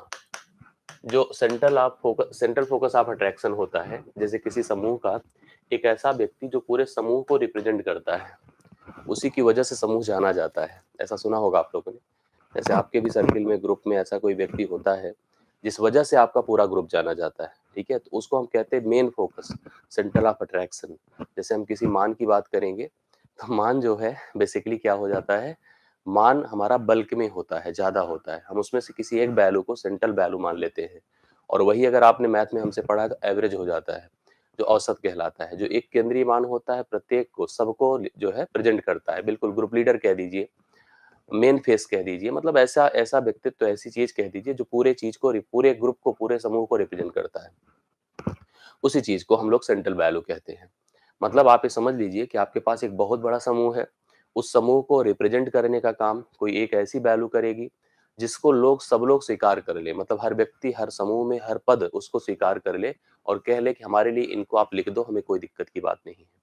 ठीक है, जैसे हम मान लो किसी एक कक्षा में, मेरी बात को समझिएगा, हमने कहा कि हम किसी एक क्लास में टेस्ट करा लें और टेस्ट में हमने देखा कि जो है, जो मार्क्स आए किसी के 10 number, 12 number, 15 number, 20 number, 25 number, इस तरह से आए। जब हमने एवरेज निकाला तो एवरेज जानते हैं आप क्या होता है? पदों का योग बटा पदों की संख्या। मेरी बात समझ रहे हैं ना? पदों का योग बटा पदों की संख्या। जब उसको कैलकुलेट किया तो हो सकता है कि जितने मान है उनमें किसी के बराबर ना हो या किसी के लगभग बराबर हो, बट वो हर मान को रिप्रेजेंट करता है और हर मान उसको मान लेते हैं कि भाई आप हमारे लिए लिखे जाओगे तो हमें कोई समस्या नहीं है। ये चीजें आपको ध्यान देने की बातें हैं। ऐसे ही बात कर दी जो the person who take the, हाँ बिल्कुल, ऑल ओवर द रिस्पॉन्सिबिलिटीज, मतलब वो सबको रिप्रेजेंट करेगा, सबको कोई समस्या नहीं होगी। तो अभी हम लोग को पता चल गया कि हमारे पास मीन वैल्यू या सेंट्रल वैल्यू वो कौन कौन होती है किसी समूह को रिप्रेजेंट करने के लिए। तो हमारे पास तीन प्रकार की वैल्यू होती है, एक मीन होता है, एक मीडियन होता है और एक तीसरा क्या होता है, मोड होता है। तीनों के बारे में थोड़ा समझ लीजिए। मीन को हम कहते हैं माध्य, हिंदी में क्या कहते हैं, माध्य। इस मीन को हम कहते हैं मैथमेटिकल एवरेज, अर्थमेटिकल एवरेज, या आप ऐसे कह सकते हैं अर्थमेटिकल, अर्थमेटिकल एवरेज, अर्थात इसको हम अंकगणितीय औसत कहते हैं। अंक गणितीय औसत हम इसको कह सकते हैं। जैसे कि आप ऐसे समझिएगा कि हम पूरे, जैसे जो औसत का वर्किंग स्ट्रक्चर होता है, तो same working structure will work here, मतलब सेम का सेम वही काम करता है। समझ रहे हैं ना? जैसे जो अंकगणित में हम लोग एवरेज निकालते हैं, कुल पदों का योग बटा कुल पदों की संख्या, उसी के हिसाब से यहाँ पर भी मेन कैलकुलेट किया जाता है, उसमें कोई दिक्कत नहीं है। As it is same thing with here, but यहाँ पर डेटा का रिसोर्स हमारे पास अलग अलग तरह के होते हैं। जिनका आप मीन निकालोगे वो डेटा आपको अलग अलग वैरायटी में मिलता है। कैसे मिलता है बताइए? कभी आपको इंडिविजुअल फॉर्म में मिलेगा, कभी आपको विद फ्रीक्वेंसी मिलेगा, कभी वर्ग अंतराल के साथ मिलेगा। तो उसके लिए हमारा तरीका अलग अलग हो जाता है, but the nature is same. जैसे कि एवरेज हम वहां निकालते थे, same working procedure is here also, मतलब गणित की तरह ही औसत यहाँ पर निकाला जाता है। मीडियन बहुत इंपॉर्टेंट बात है। मीडियन को हम लोग कहते हैं पोजिशनल एवरेज। क्या कहते हैं इसको? हिंदी में पहली चीज तो माध्यिका कहते हैं। आप लोग ऐसे ही सब लिख लीजिए, क्योंकि यही शब्द आपको परीक्षा में उत्तर एक नंबर दे देते हैं। समझ रहे हैं? जो मैं यहाँ लिख रहा हूँ, they are the most important word. और मीन को रिप्रेजेंट करने का, माध्यिका को रिप्रेजेंट करने का एक ऐसा शब्द है ना, जो कि पूरे के पूरे क्या कहते हैं, पूरा का पूरा जो है एक नंबर आपको प्रोवाइड कर देता है। इसको हिंदी में माध्यिका कहते हैं। It is called the positional average. Positional average, position, position का मतलब आप समझ गए होंगे। आप हिंदी में कह सकते हैं कि औसत तो है, लेकिन औसत किसके ऊपर है? स्थान पर आधारित है। अब स्थान को समझिए आप लोग। जैसे हम लोग यहाँ पर फिंगर की बात करते हैं, we have a middle finger, हमारे पास एक देखिए मिडिल फिंगर होती है ना। तो middle finger is the median value. अगर सोचा जाए, इट्स एट अ पोजीशन जो कि सबके ग्रुप का बीच भाग होता है। जैसे हम अगर मान लो किसी समूह में, जैसे आप सीधा सीधा समझिए, मैंने डिस्कस भी किया होगा, आपने रामायण महाभारत जानते हैं सब लोग पता होगा। महाभारत है तो महाभारत में जो है पांडव 5 भाई थे। पांडव क्या थे? 5 भाई थे। सबसे बड़े कौन थे? युधिष्ठिर, फिर भीम, फिर अर्जुन, फिर नकुल, फिर सहदेव, ना पता है? तो युधिष्ठिर, भीम, उधर से नकुल, सहदेव किनारे हो गए, अर्जुन हो गए बीच में। तो अर्जुन हो गए माध्यिका। अर्जुन क्या हो गए? माध्यिका। तो माध्यिका मतलब द पर्सन जो कि बीच में सिचुएटेड है। मैं आपको बताऊं, मेरे साथ एक वाकया हुआ, आप लोग के साथ भी हुआ होगा। हम जब स्कूल में पढ़ते थे नर्सरी में, तो उस समय स्कूल में जो है हम लोग के यहाँ सुबह जो है प्रार्थना होती थी, सरस्वती वंदना होती थी, और शाम में जो है वंदे मातरम होता था। तब जाकर के छुट्टी होती थी। अंतिम जो लेक्चर होता था उसके 10 मिनट पहले वंदे मातरम के लिए अलार्म बजता था, घंटी बजती थी, और सब जाकर के परेड ग्राउंड में खड़े हो जाते थे। सुबह की जो वंदना होती थी उसमें तो क्लास के हिसाब से लाइन लगती थी, तो अच्छा रहता था। क्लास के हिसाब से, जो क्लास में आप फर्स्ट सेकंड थर्ड जैसे में रहो, उस हिसाब से लाइन लगती थी। लेकिन जब वंदे मातरम होता था, सब लड़के भाग करके किसी भी लाइन में खड़े हो जाते थे। ठीक है? उसमें कोई, क्योंकि अब उसमें क्या था, गेट की तरफ जो लाइन होती थी उनको पहले छोड़ा जाता था। मतलब ये दिमाग में हमारे सेट रहता है माइंडसेट कि हम जब गेट की तरफ रहेंगे तो हमारी लाइन पहले निकलेगी और हम सबसे पहले घर के लिए निकल लेंगे। ये अपने दिमाग में रहता था। तो मेरे साथ क्या हुआ, मैं अपनी बता रहा हूँ दुख भरी बातें। मैं जिस दिन मुझे लगा कि ऐसा करता हूँ, पहली लाइन में खड़ा हो जाता हूँ, आज छुट्टी होगी तो हम सबसे पहले से पहली लाइन से निकल जाएंगे, तुरंत पहली जगह पे। छोटे बड़े के हिसाब से भाई चलो, चौथे 10वें नंबर, 5वें नंबर, जहां भी पोजीशन आई, अगर 20 लोगों की लाइन है तो हो सकता है आप 10वें नंबर पे हो, 8वें नंबर पे हो, किसी भी नंबर पे हो, तो लाइन आपकी पहली है। मैंने सोचा कि पहली लाइन पे मैं खड़ा हो जाऊं। मैं जाके खड़ा हो गया। और उस दिन पता नहीं वहां पे जो टीचर्स लोग थे उनका क्या सूझा, जब वंदे मातरम समाप्त हो तो उन्होंने कहा अंतिम लाइन पहले जाएगी। अंतिम लाइन को पहले से निकाल दिया, अरे भगवान! लो अब खड़े रहो मुँह देखते, अंतिम गई, फिर गई, 5 लाइन टोटल बनती थी, निकल गई, खत्म हो गया। बड़ी टेंशन हुई, हमने कहा ये तो सब करा धरा बेकार हो गया। दूसरे दिन क्या हुआ, मुझे लगा कि अब अंतिम लाइन आज पहले निकालेंगे सर लोग, तो मैं जाके अंतिम लाइन पे खड़ा हो गया, ठीक है? अंतिम लाइन पर आज तो बढ़िया रहेगा क्योंकि अंतिम लाइन पहले इन्हों निकाल देते हैं, अंतिम लाइन पे खड़ा हो गया। जैसे ही वंदे मातरम समाप्त हुआ, पहली लाइन वाले जाओ पहली लाइन वाले पहले निकल जाओ, आप तो और टेंशन बताओ लो देखो। फिर आज 5वीं लाइन मतलब लास्ट में ही जाना पड़ेगा। अब फिर मैंने प्रण किया, अब ना पहली लाइन, ना अंतिम लाइन, अब मैं बीच की लाइन में खड़ा होऊँगा। चाहे जैसे निकालो, आप पहले निकालो, बाद में निकालो, बीच से अब मुझसे कोई प्रॉब्लम नहीं है। तो मैंने क्या किया, मैं खुद जाकर के अब बीच लाइन पे खड़ा होना शुरू किया। मुझे कोई प्रॉब्लम नहीं थी, कौन पहले जा रहा है, कौन बाद में जा रहा है। कम से कम हम एक ऐसी पोज़ीशन पर थे, जो हमें एक ही समय पर छोड़ती। मतलब ये आपको समझ में आया होगा। तो कहने का मतलब जो बीच में थी ना, तो हम बीच में अब सेंटर ऑफ अट्रैक्शन हो गए और बीच में थे तो हमारे लिए अब टेंशन की बात खत्म हो गई। इस बात को कि कौन पहले जाएगा, कौन बाद में जाएगा, मैं बीच में हूँ, मुझे छोड़ा जाएगा 2 स्थान बाद क्योंकि कुल 5 लाइन लगती थी, तो चाहे इधर से इधर करके छोड़े, चाहे इधर से इधर करके छोड़े, लेकिन कम से कम हमें तीसरे नंबर पर ज़रूर भेज दिया जाएगा, ऐसा होता था।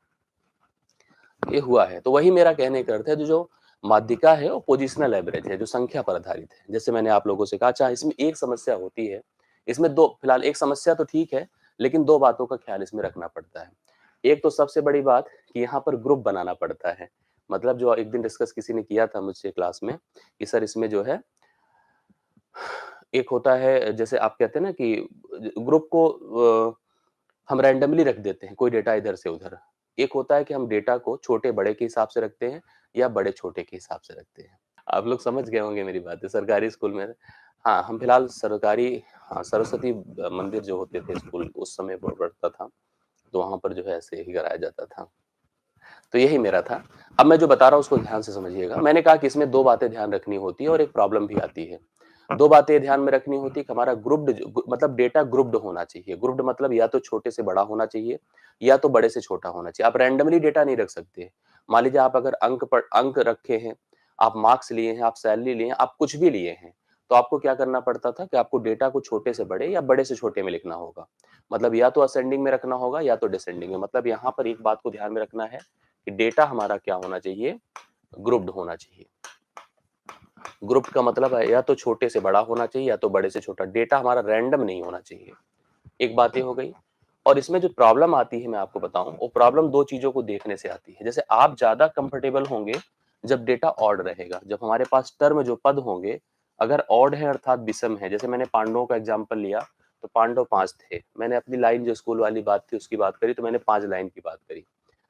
तो 5 लाइन या 5 मतलब जब-जब चीज़ें ऑड रहेंगी, तब तक आपको ग्रुप अर्थात बीच का मान निकालना आसानी लगेगी, मतलब दिखेगा, आसान दिखेगा। लेकिन जब-जब यह इवन होगा, जैसे आपसे मैं कहूँ रामायण में, राम भगवान 4 भाई थे, राम, भरत, लक्ष्मण, शत्रुघ्न, ना? यही थे। तो आप देख रहे हैं कि यहाँ पर अब बीच में अगर किसी को निकाला जाए, 2 लोग बीच में निकल कर सामने आते थे। तो इवन में प्रॉब्लम होती है। तो इवन में हमारा जो पोज़ीशन होता है, वो 2 लोगों के ऊपर फ़ोकस्ड हो जाता है। मैं उन 2 लोगों को निकालता हूँ, उनका एवरेज निकालता हूँ।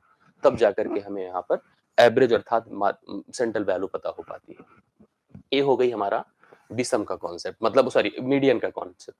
तो मीडियन हमारा पोजिशनल एवरेज होता है, जो बीच में पोजीशन्ड होता है। जैसे हम किसी संख्या सीक्वेंस को, किसी ग्रुप को हम लाइन से खड़ा कर देते हैं, छोटे से बड़े, बड़े से छोटे, इसी प्रकार से उनमें जो सबसे बीच में रहेगा वही हमारा पोजिशनल एवरेज होगा, वही हमारा बीच का मान होगा, वही हमारा केंद्रीय मान होगा। यहाँ मैथमेटिकल एवरेज होता है, गणित लगानी पड़ती है, जोड़ना, घटाना, गुणा, भाग करना पड़ता है। लेकिन इसमें हमें केवल और केवल सबको ग्रुप करना होता है, जो ग्रुप में बीच में है वही हमारा पोजिशनल एवरेज है, वही हमारी माध्यिका है। माध्यिका के बारे में आपको किसी को बताना भैया, माध्यिका कोई कैलकुलेशन की डिमांड नहीं करता। वो साफ-साफ कहता है कि पूरे समूह में जितने पद हो उनको साथ सीधे-सीधे खड़ा कर दो। सीक्वेंस से सबको रख दो, जो बीच में उनको निकाल के बता दो, वही माध्यिका है। No calculation is required here. बात समझ में आई? एक सबसे इंपॉर्टेंट और मुझे बड़ा पसंद है, जो है बहुलक। आपने सुना होगा बहुलक, ना? बहुलक मतलब बहु से संबंधित है, आप समझिए। जो बहु बार मतलब ज्यादा बार आए वह बहुलक है। अब सुनिए बहुलक किसको कहते हैं। It's a priority based average. Priority priority based है।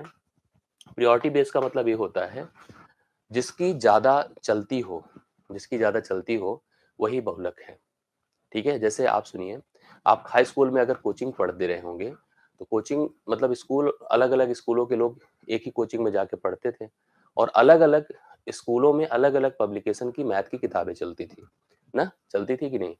चलती अभी भी हैं। तो जो कोचिंग टीचर होते हैं, वो कौन-सी पब्लिकेशन पढ़ाना पसंद करते हैं? बताइए? उस कोचिंग में जिस स्कूल के बच्चे ज़्यादा होंगे, उसी पब्लिकेशन को पढ़ाना पसंद करेंगे। भाई उनके पास वो मेजॉरिटी उतने बच्चे ज़्यादा मिल जा रहे हैं। अगर मान लो किसी ऐसे स्कूल के पब्लिकेशन मतलब वाले आ गए जिसके 2 ही 4 बच्चे हैं, जबकि कोई ऐसा स्कूल का ग्रुप आ गया जो कि 25-30 बच्चे हैं, तो उनका पब्लिकेशन वो प्रेफ़र करेंगे। तो उनकी प्रायोरिटी ज़्यादा है, वो ज़्यादा लोग हैं बल में, संख्या में, तो हम उनको प्रेफ़र करेंगे। तो मतलब जहाँ पर जो चीज़ ज़्यादा संख्या में होगी, हम उसको प्रायोरिटी देते हैं, वही बहुलक कहलाता है। ठीक है? मतलब जो संख्या में ज़्यादा है, जो अपनी सामर्थ्य में ज़्यादा है, वही हमारा बहुलक है, वही हमारा मोड है। जैसे आप ऐसे समझिए कि मान लो हम कोई मान लो हम किसी बैंक में गए, कोई हमें काम करवाना है बैंक में और या किसी जगह पर ऐसा जहाँ पे लाइन लगती हो, टिकट जहाँ मिलता हो या पैसे जहाँ मिल कुछ भी ऐसी बात हो जहाँ पे लाइन लगती हो। गए हम मान लो लाइन में खड़े हैं, अपना काम कराने का इंतज़ार कर रहे हैं, तब तक उस मोहल्ले का दादा टाइप का व्यक्ति आए, जो 4-5 लोगों को साथ में लेके पहुँचा, "अरे हटो, हटो, हटो, हटो, हटो, लाइन उनकी कोई ज़रूरत नहीं है।" वो गया सीधा काउंटर पे खड़ा हो गया, तुरंत उसका काम हुआ, निकल आया। तो वो बल में ज़्यादा है, संख्या में ज़्यादा, तो उसकी प्रायोरिटी ज़्यादा, उसको तुरंत वहाँ पे फ़ोकस होगा, "भई आपका इनका काम जल्दी कर दो।" या जो ज़्यादा पैसे वाला है, ज़्यादा जो है सामर्थ्य वाला है, मतलब जो जो वैल्यूड है, ज़्यादा उसकी पोज़ीशन हो, ज़्यादा उसका सामर्थ्य हो, वही उसी को प्रायोरिटी दी जाती है। तो हमारा भी कहना है, हम किसी समूह में जिसको ज़्यादा बार देखते हैं, किसी समूह में जिसको ज़्यादा बार देखते हैं, वही हमारा बहुलक है। बात समझ रहे हैं ना? जैसे मान लो कि घर में 10 परिवार के सदस्य हैं, 10 परिवार के सदस्य हैं, दसों लोग जूते पहनते हैं। जूतों की standard size 7 number, 8 number, 9 number, 10 number यही होती है, ठीक? 7 नंबर, 8 नंबर, 9 नंबर यही होती है। तो अब होता क्या है कि मान लो 9 नंबर पहनने वाले ज़्यादा लोग हैं। 5 लोग ऐसे सदस्य हैं, 5 सदस्य ऐसे हैं जो कि 9 नंबर पहनते हैं। कोई सदस्य अब 8 नंबर पे पहनता है, 1-2 सदस्य 10 नंबर पहनते हैं। बाकी सभी सदस्य लगभग-लगभग 5 तो हमारा जो 9 नंबर है, वही हमारी प्रायोरिटी है, वही हमारा बहुलक है। तो बहुलक क्या हो गया? जो ज़्यादा बार आता है, जो मैक्सिमम बार आएगा, सबसे ज़्यादा बार आएगा, वही हमारा बहुलक है। इसको आपको ध्यान देना है। तो मतलब आपको समझ में आ गया होगा कि 3 प्रकार के हमारे सेंट्रल वैल्यूज़ होते हैं। एक जो गणित की तरह पूरा कैलकुलेशन जिसमें रिक्वायर्ड होता है एवरेज की तरह, एक दूसरा आपने देखा कि जो बीच में होता है और तीसरा देखा जो ज़्यादा बार आता है, वही बहुलक कहलाता है। समूह में जो पद ज़्यादा बार आए, वो बहुलक कहलाए। अभी हमको करना क्या है मतलब इनकी डेफिनिशन तो कम से कम आप किसी को बता सके ना कि हाँ ये लोग होते कैसे हैं। मेरे पास एक समूह है, समूह का मीन निकालना है हमें, हमने कहा यार जैसे औसत किया जाता है वैसे कर दो, मीन निकल गया, ठीक। माध्यिका की बात आई, भैया इन लोगों को सबको लाइन में खड़ा कर दो, छोटे से बड़े के हिसाब से या बड़े के छोटे के हिसाब से, जो बीच में खड़ा होगा उसी को पकड़ के लाना, वही माध्यिका है, ठीक। फिर मैंने कहा कि समूह में सबको चेक करो कि ऐसा इसमें कौन है, कौन पद है, कौन मान है जो ज्यादा बार आ रहा है, उसको नाराज मत करो, नहीं तो गुस्सा हो जाएगा तो बड़ी दिक्कत होगी। तो जो ज़्यादा बार आए उसको निकाल के रखो, वही बहुलक है, वही सेंट्रल वैल्यू। यही मेरा कहना था, यही मेरा कंसर्न था। तो मेरा ये कहना था कि अगर हम लोग जैसे किसी भी कैलकुलेशन को करने जाएँ, चाहे मीन निकालें, चाहे मीडियन निकालें, चाहे मोड निकालें, तो प्रत्येक का कैलकुलेशन प्रॉपरली हम लोग कर पाएँ, ये सबसे इम्पोर्टेंट है, बाकी हमने डेफिनिशन व्यावहारिक रूप से बता दिया था। एक बात मैं इसको शुरू करने से पहले आपको बताना चाहता हूँ कि ये जो टॉपिक आप पढ़ने जा रहे हैं, इसमें प्रश्न से ज़्यादा इसके फ़ॉर्मूले आपके लिए इम्पोर्टेंट है। मतलब हमको फ़ॉर्मूले बिल्कुल क्लियर होने चाहिए। फ़ॉर्मूलों में आपको कोई कन्फ्यूज़न नहीं होना चाहिए। याद रखिएगा इस बात को, ठीक है? तो इसलिए जितने भी फ़ॉर्मूले बताएँगे, हम ऐसा नहीं हो सकता उसी क्वेश्चन को हम बहुत ही शार्ट तरीके से बता सकते हैं। बट यहाँ क्वेश्चन इम्पोर्टेंट कम है, फ़ॉर्मूला इम्पोर्टेंट ज़्यादा है। इसलिए जितना हम आपको फ़ॉर्मूला पढ़ाएँगे, वो फ़ॉर्मूले आप अपनी कॉपी में लिखते जाइएगा और उसको मतलब याद करते जाइएगा। ऐसा नहीं कि हम सर इतने फ़ॉर्मूले इसी प्रश्न के लिए क्यों पढ़े, जब हम ऐसे ही कर ले रहे तो। भैया आप कर लेना अलग बात है क्योंकि वो कर लेना बहुत कम आता है, जो आता है फ़ॉर्मूले का ही आता है। जी, चलिए ख़्याल रखिए सभी लोग अपना। तो आइए सबसे पहले हम बात करते हैं, जितने भी हम लोग यहाँ पर सेंट्रल वैल्यू फाइंड करने जा रहे हैं, हम लोग जैसे मीन कैलकुलेट करेंगे, मीडियन कैलकुलेट करेंगे, ठीक है? और मोड कैलकुलेट करेंगे। हम इन 3 जो वैल्यूज़ को कैलकुलेट कर रहे हैं, वो किस-किस के लिए करेंगे? जैसे मतलब हम चाहे हमें मीन निकालना हो, चाहे हमें मीडियन निकालना हो, चाहे मोड निकालना हो, वो सब के लिए निकाला जाएगा। किसके लिए बताइए? फॉर हमें इंडिविजुअल डेटा के लिए निकालना होगा। इंडिविजुअल डेटा मतलब आप समझ रहे हैं, एकल डेटा जिसको कहते हैं आप लोग, ठीक है। इंडिविजुअल डेटा के लिए आपको निकालना होगा, आपको डिस्क्रीट डेटा के लिए निकालना होगा, डिस्क्रीट डेटा के लिए निकालना होगा, आपको कंटिन्यूअस डेटा के लिए निकालना होगा, कंटिन्यूअस डेटा के लिए निकालना होगा। मतलब 3 प्रकार के डेटा आपको मिलेंगे जिनके लिए आपको मीन, मीडियन, मोड तीनों कैलकुलेट करना होगा। और साथ-साथ इसके लिए जो फार्मूले होंगे ना, वो फार्मूले भी याद रखिएगा 2 प्रकार के होंगे। फार्मूले एक तो डायरेक्ट मेथड होगा, ठीक है, डायरेक्ट फार्मूला होगा या मेथड आप लिख सकते हैं, और एक आपका एज्यूम्ड मीन मेथड होगा, एज्यूम्ड मीन मेथड होगा। एज्यूम्ड मीन मेथड मतलब संभावित मान मान के निकाला जाता है, और एक होता है स्टेप डेविएशन मेथड। हम सबका मतलब बताते हैं, हिंदी में बताते हैं, स्टेप डेविएशन मेथड। तो हमारे पास कुल मिला के 3 चीजें हैं जिसको कैलकुलेट करना है। इनको कैलकुलेट करने के लिए 3 प्रकार के हमारे रिसोर्सेस है, जहां जहां से हमको डेटा प्राप्त होंगे, वैल्यू प्राप्त होंगी, जिनका हमें मीन, मीडियन, मोड निकालना है। और करने के लिए भी हमारे पास कुल 3 मेथड है। डायरेक्ट मेथड है जो सामान्य मेथड होता है, एज्यूम्ड मीन मेथड होता है जिसको आप लोग कल्पित मान मेथड कहते हैं। इसको आप क्या कहते हैं? कल्पित। आप नोट कर सकते हैं हिंदी में कल्पित मान। कल्पित बेसिकली ऐसे कह दीजिए कि कल्पित मतलब संभावित, जो कल्पना से निकलता है, ठीक है। मतलब आप ऐसे एज्यूम जिसको करते हैं, कल्पित मान, कल्पित मान।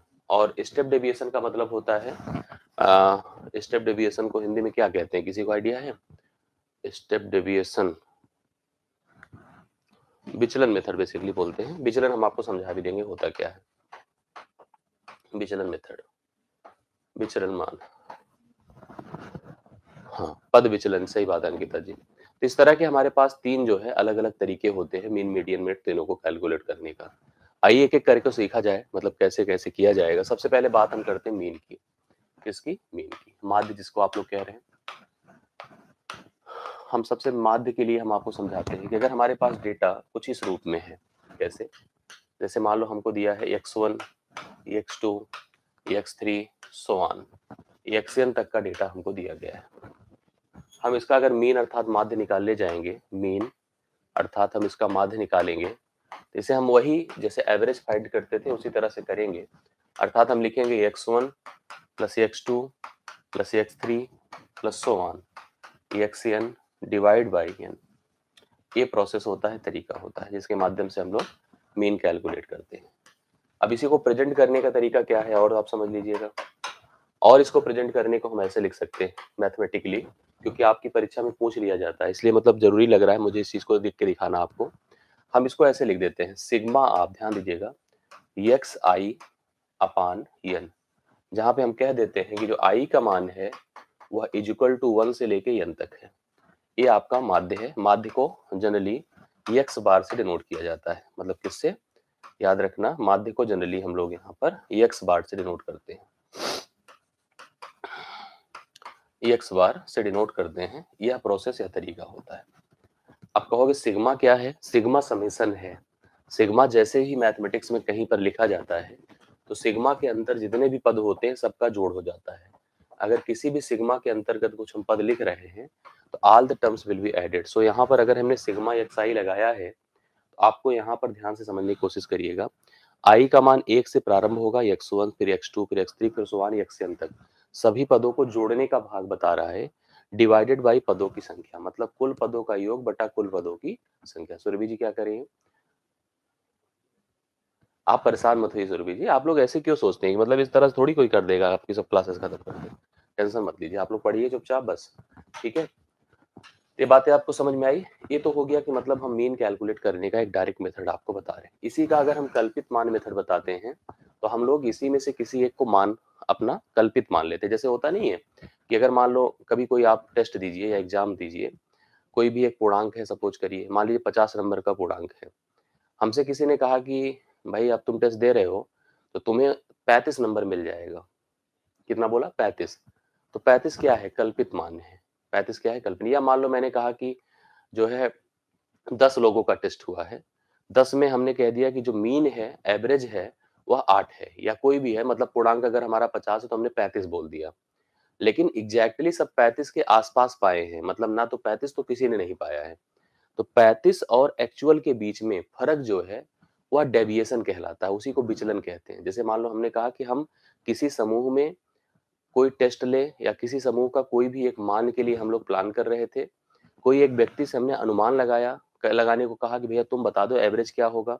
उसने हमें एक वैल्यू डी बता दिया, एक वैल्यू एक्स बता दिया, ए बता दिया। जैसे उसने एक्स एक मतलब एक मान ए बताया, तो मैंने चेक किया तो पता चला किसी से मैच नहीं कर रहा है, किसी से मैच नहीं कर रहा है। तो उसने तो मीन उसको सोच कर बता दिया है, बट एक्चुअल मान कुछ और है। तो उन एक्चुअल मान और उस मीन मान में फर्क क्या है, उसी को डेविएशन कहा जाता है, विचलन कहा जाता है हिंदी में। जैसे आप समझ गए होंगे ना मैं जो बताना चाहता हूँ, कि हमारा मान, जैसे हमने कह दिया कि ये स्कूल है, 40 बच्चे इसमें पढ़ते हैं, 100 नंबर का कोई टेस्ट दिए हैं, मैं बता दे रहा हूँ गारंटीड इनका एवरेज नंबर 80 होगा या 70 होगा। अब पता चला कोई 68 पाया है, 72 पाया है, 82 पाया है, 52 पाया है, 55 पाया है, लेकिन कोई 80 नहीं पाया है, जो मैंने बोला 70 नहीं पाया है। तो हमारे 70 और उनके अंकों के बीच का जो फर्क है वही डेविएशन कहलाता है, उसी को विचलन कहते हैं। और हम लोग यहाँ पर जब हम एज्यूम्ड मीन मेथड अप्लाई करते हैं, एज्यूम्ड मीन अगर हम मेथड अप्लाई कर रहे हैं, अर्थात कल्पित मान नियम को फॉलो करने जा रहे हैं, तो समय इसी मीन को कैलकुलेट करने का जो तरीका हो जाता है, x bar is equal to a plus sigma of d upon n. अब यहाँ पर ए फार्मूला है, अब इस फार्मूले का उपयोग आपको आना चाहिए। अब ए क्या है बताइए, ए जो है हमारा, ए हमारा कल्पित मान है, कल्पित मान है, मतलब आप किसी एक कल्पित माध्य, बेसिकली कल्पित माध्य है, मतलब आप किसी एक वैल्यू को अपने आंकड़ों में से कल्पित मान लेते हैं, ए मान लेते हैं। डी क्या है, एक्स माइनस ए है, मतलब जो आपका एक्चुअल मान है उसमें से उस कल्पित मान को घटा दीजिए तो आपको डी प्राप्त हो जाएगा। ठीक है, अब हम आपको इसकी दोनों की वर्किंग आपको, यन मतलब पदों की संख्या, यन क्या है भैया, यन बराबर पदों की संख्या, वही चीज वहां भी थी, पदों की संख्या। अब मैं आपको दोनों का तरीका बताता हूँ, एग्जाम्पल के माध्यम से दोनों के मीन को कैलकुलेट कराना सिखाता हूँ। फार्मूले ऐसे ही याद रखिएगा कि मान ज्ञात करने का, माध्य ज्ञात करने का कल्पित माध्य नियम क्या होता है, ए होता है, और डायरेक्ट मेथड ये होता है आपका, ये डायरेक्ट मेथड है। ये हम इसलिए दोनों लिख रहे हैं क्योंकि हमारे यहाँ परीक्षाओं में केवल फार्मूले पर ही प्रश्न बना लेता है। तो आपको ये चीजें याद रहना चाहिए कि फार्मूले हमको कम से कम तैयार है, जिससे कि हम कभी उत्तर देने में ना हिचके, उत्तर फटाफट दे सके।